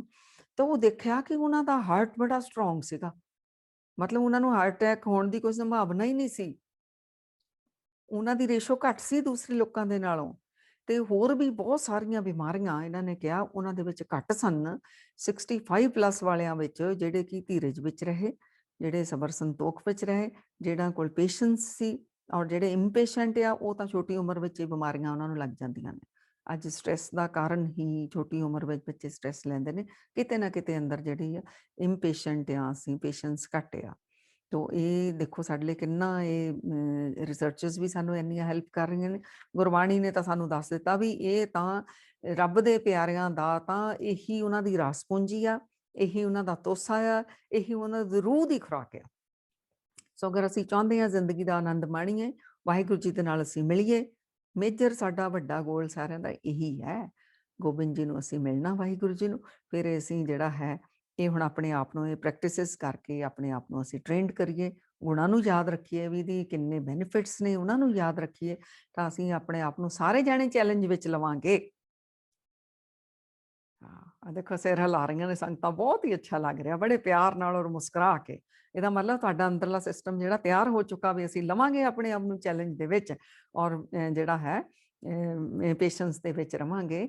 ਇਹ ਜਿਹੜਾ ਦਾ ਲਾਅ ਆਫ ਪੇਸ਼ੈਂਸ ਆ, ਇਹ ਸਾਡੇ ਲਈ ਹੈ, ਕੁਦਰਤ ਨੇ ਸਾਡੇ ਲਈ ਬਣਾਇਆ ਪਰਮਾਤਮਾ ਨੇ, ਤਾਂ ਕਿ ਅਸੀਂ ਜਿਹੜਾ ਸਾਡਾ ਟਰੂ ਸੈਲਫ ਹੈ, ਜੋ ਅਸੀਂ ਵਾਹਿਗੁਰੂ ਜੀ ਦਾ ਹੀ ਰੂਪ ਆ, ਉਹਦੇ ਵਿੱਚ ਅਸੀਂ ਆਪਣੇ ਹੀ ਰੂਪ ਵਿੱਚ ਮਰਜ ਹੋ ਜਾਈਏ, ਅਸੀਂ ਵਾਹਿਗੁਰੂ ਵਿੱਚ ਹੀ ਅਸੀਂ ਸਾਰੇ ਜਾਣੇ ਜਿਹੜੇ ਸਮਾ ਜਾਈਏ। ਤੋ ਸੰਗਤ ਜੀ 11 ਹੋ ਗਏ ਨੇ, ਇੱਕ ਆਪਣਾ 12ਵਾਂ ਹੋਰ ਹੈ, ਉਹਨੂੰ ਅਸੀਂ ਡਿਟੇਲ ਵਿੱਚ ਨਹੀਂ ਜਾਣਾ, ਬਸ ਥੋੜੇ ਜਿਹੇ ਵਿਚਾਰਾਂ ਕਰੀਏ। ਉਹ ਕਹਿੰਦਾ the law of significance and inspiration. Significance ਹੁੰਦਾ ਹੈ ਇੰਪੋਰਟੈਂਸ ਦੇਣੀ, ਮਹੱਤਵ ਦੇਣਾ, ਤਾਂ ਇੰਸਪੀਰੇਸ਼ਨ ਹੁੰਦਾ ਪ੍ਰੇਰਨਾ ਦੇਣੀ। ਸੋ ਉਹ ਕਹਿ ਰਹੇ ਨੇ, ਇਹ ਕਾਨੂੰਨ ਕਹਿ ਰਿਹਾ ਹੈ ਕਿ ਬੇਸ਼ੱਕ ਯੂਨੀਵਰਸ, ਰੱਬ ਦਾ ਪਸਾਰਾ ਬਹੁਤ ਵੱਡਾ ਆ, ਇੰਨਾ ਕਿ ਵੱਡਾ ਆ ਕਿ ਉਹਨੂੰ ਮਾਪਿਆ ਨਹੀਂ ਜਾ ਸਕਦਾ, ਤੋਲਿਆ ਨਹੀਂ ਜਾ ਸਕਦਾ, ਬੇਅੰਤ ਆ, ਬੇਅੰਤ ਆ, ਬੇਅੰਤ ਆ।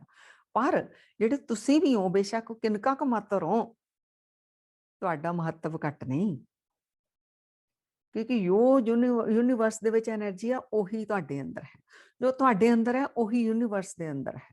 ਸੋ ਤੁਸੀਂ ਉਹਦਾ ਇੱਕ ਅੰਸ਼ ਹੋ, ਬੇਸ਼ੱਕ ਤੁਸੀਂ ਕਿਨਕਾ ਹੋ, ਤੁਹਾਡਾ ਮਹੱਤਵ ਘੱਟ ਨਹੀਂ ਹੈ। ਇਹ ਹਮੇਸ਼ਾ ਆਪਣੇ ਆਪ ਨੂੰ ਯਾਦ ਰੱਖੋ। ਅਗਰ ਤੁਸੀਂ ਕਹਿੰਦੇ ਇਹ ਮੈਸੇਜ ਆਪਣੇ ਆਪ ਨੂੰ ਦੇਈ ਜਾਂਦੇ ਹੋ ਨਾ, ਫਿਰ ਨੈਚੁਰਲ ਗੱਲ ਹੈ ਕਿ ਤੁਹਾਡੇ ਵਿੱਚ ਵੀ ਉਹ ਰੱਬ ਵਾਲੇ ਗੁਣ ਜਿਹੜੇ ਜਾਗਰਤ ਹੋਣੇ ਸ਼ੁਰੂ ਹੋ ਜਾਣਗੇ। ਤੁਹਾਡਾ ਕੋਈ ਮਹੱਤਵ ਘੱਟ ਨਹੀਂ ਹੈਗਾ। ਛੋਟੇ ਤੋਂ ਛੋਟਾ ਤੁਹਾਡਾ ਐਕਸ਼ਨ ਵੀ ਜਿਹੜਾ ਹੈ ਉਹ ਸਿਗਨੀਫੀਕੈਂਸ ਹੈ ਕਾਫੀ ਵੱਡੇ ਪਸਾਰੇ ਦਾ, ਛੋਟੇ ਤੋਂ ਛੋਟਾ ਐਕਸ਼ਨ ਵੀ। ਅੱਛਾ, ਮੰਨ ਲਓ ਕੋਈ ਸਕੂਟਰ ਆ ਨਾ, ਉਹ ਟਾਇਰ ਨਾਲ ਉਹ ਚੱਲ ਰਿਹਾ, ਉਹਨੂੰ ਕਰਕੇ ਜਾ ਰਹੇ, ਉਹਦੇ ਵਿੱਚ ਅਗਰ ਉਹਦਾ ਉਹ ਜਿਹੜਾ ਇੱਕ ਕਿੱਲ ਆ ਉਹ ਵਿੱਚੋਂ ਨਿਕਲ ਜਾਵੇ ਬਾਹਰ, ਦੇਖਣ ਨੂੰ ਤਾਂ ਛੋਟਾ ਜਿਹਾ ਕਿੱਲ ਲੱਗਦਾ, ਤਾਂ ਉਹ ਗੱਡੀ ਉਹ ਰੁਕ ਜਾਂਦੀ, ਉਹਦੀ ਚਾਲ ਹੀ ਰੁਕ ਜਾਂਦੀ, ਉਲਟਾ ਐਕਸੀਡੈਂਟ ਵੀ ਹੋ ਸਕਦਾ। ਉਹ ਕਹਿੰਦੇ ਨੇ ਇਦਾਂ ਤੁਹਾਡਾ ਛੋਟਾ ਤੋਂ ਛੋਟਾ ਐਕਸ਼ਨ ਵੀ ਇੱਕ ਕੰਟਰੀਬਿਊਸ਼ਨ ਆ ਇਸ ਵੱਡੇ ਪਸਾਰੇ ਦੇ ਲਈ। ਸੋ ਇਸ ਕਰਕੇ ਆਪਣੀ ਕੰਟਰੀਬਿਊਸ਼ਨ ਹਮੇਸ਼ਾ ਹੀ ਚੰਗੀ ਦੇਣੀ ਆ, ਆਪਣਾ ਮਹੱਤਵ ਚੰਗਾ ਦੇਣਾ ਆ। ਇਹ ਇਸ ਗੱਲ ਦਾ ਧਿਆਨ ਰੱਖਣਾ, ਤੁਹਾਡਾ ਛੋਟਾ ਜਿਹਾ ਯੋਗਦਾਨ ਵੀ ਇਹ ਛੋਟਾ ਨਹੀਂ ਆ, ਇਹ ਬਹੁਤ ਵੱਡਾ ਆ। ਇਹਦੇ ਵਿੱਚ ਨਾ ਨਿੱਕੀ ਜਿਹੀ ਇਤਿਹਾਸ ਦੇ ਵਿੱਚੋਂ ਇੱਕ ਸਾਖੀ ਹੈ, ਕਥਾ ਹੈ ਛੋਟੀ ਜਿਹੀ। ਜਦੋਂ ਸ਼੍ਰੀ ਰਾਮ ਜੀ ਸਮੇਂ ਦੇ ਅਵਤਾਰ ਬਣਾ ਰਹੇ ਸਨ, ਰਾਮ ਸੇਤੂ, ਉਹ ਲੰਕਾ ਉਹ ਪਾਰ ਕਰਨ ਦੇ ਲਈ ਪੁੱਲ ਬਣਾਇਆ ਜਾ ਰਿਹਾ ਸੀ, ਲੰਕਾ ਤੱਕ ਪਹੁੰਚਣ ਦੇ ਲਈ। ਤਾਂ ਸਮੁੰਦਰ ਸੀ ਨਾ, ਉਹਦੇ ਤੇ ਪੁੱਲ ਬਣਾਇਆ ਜਾ ਰਿਹਾ ਸੀਗਾ, ਸੇਤੂ ਪੁੱਲ ਕਿਹਾ ਜਾਂਦਾ।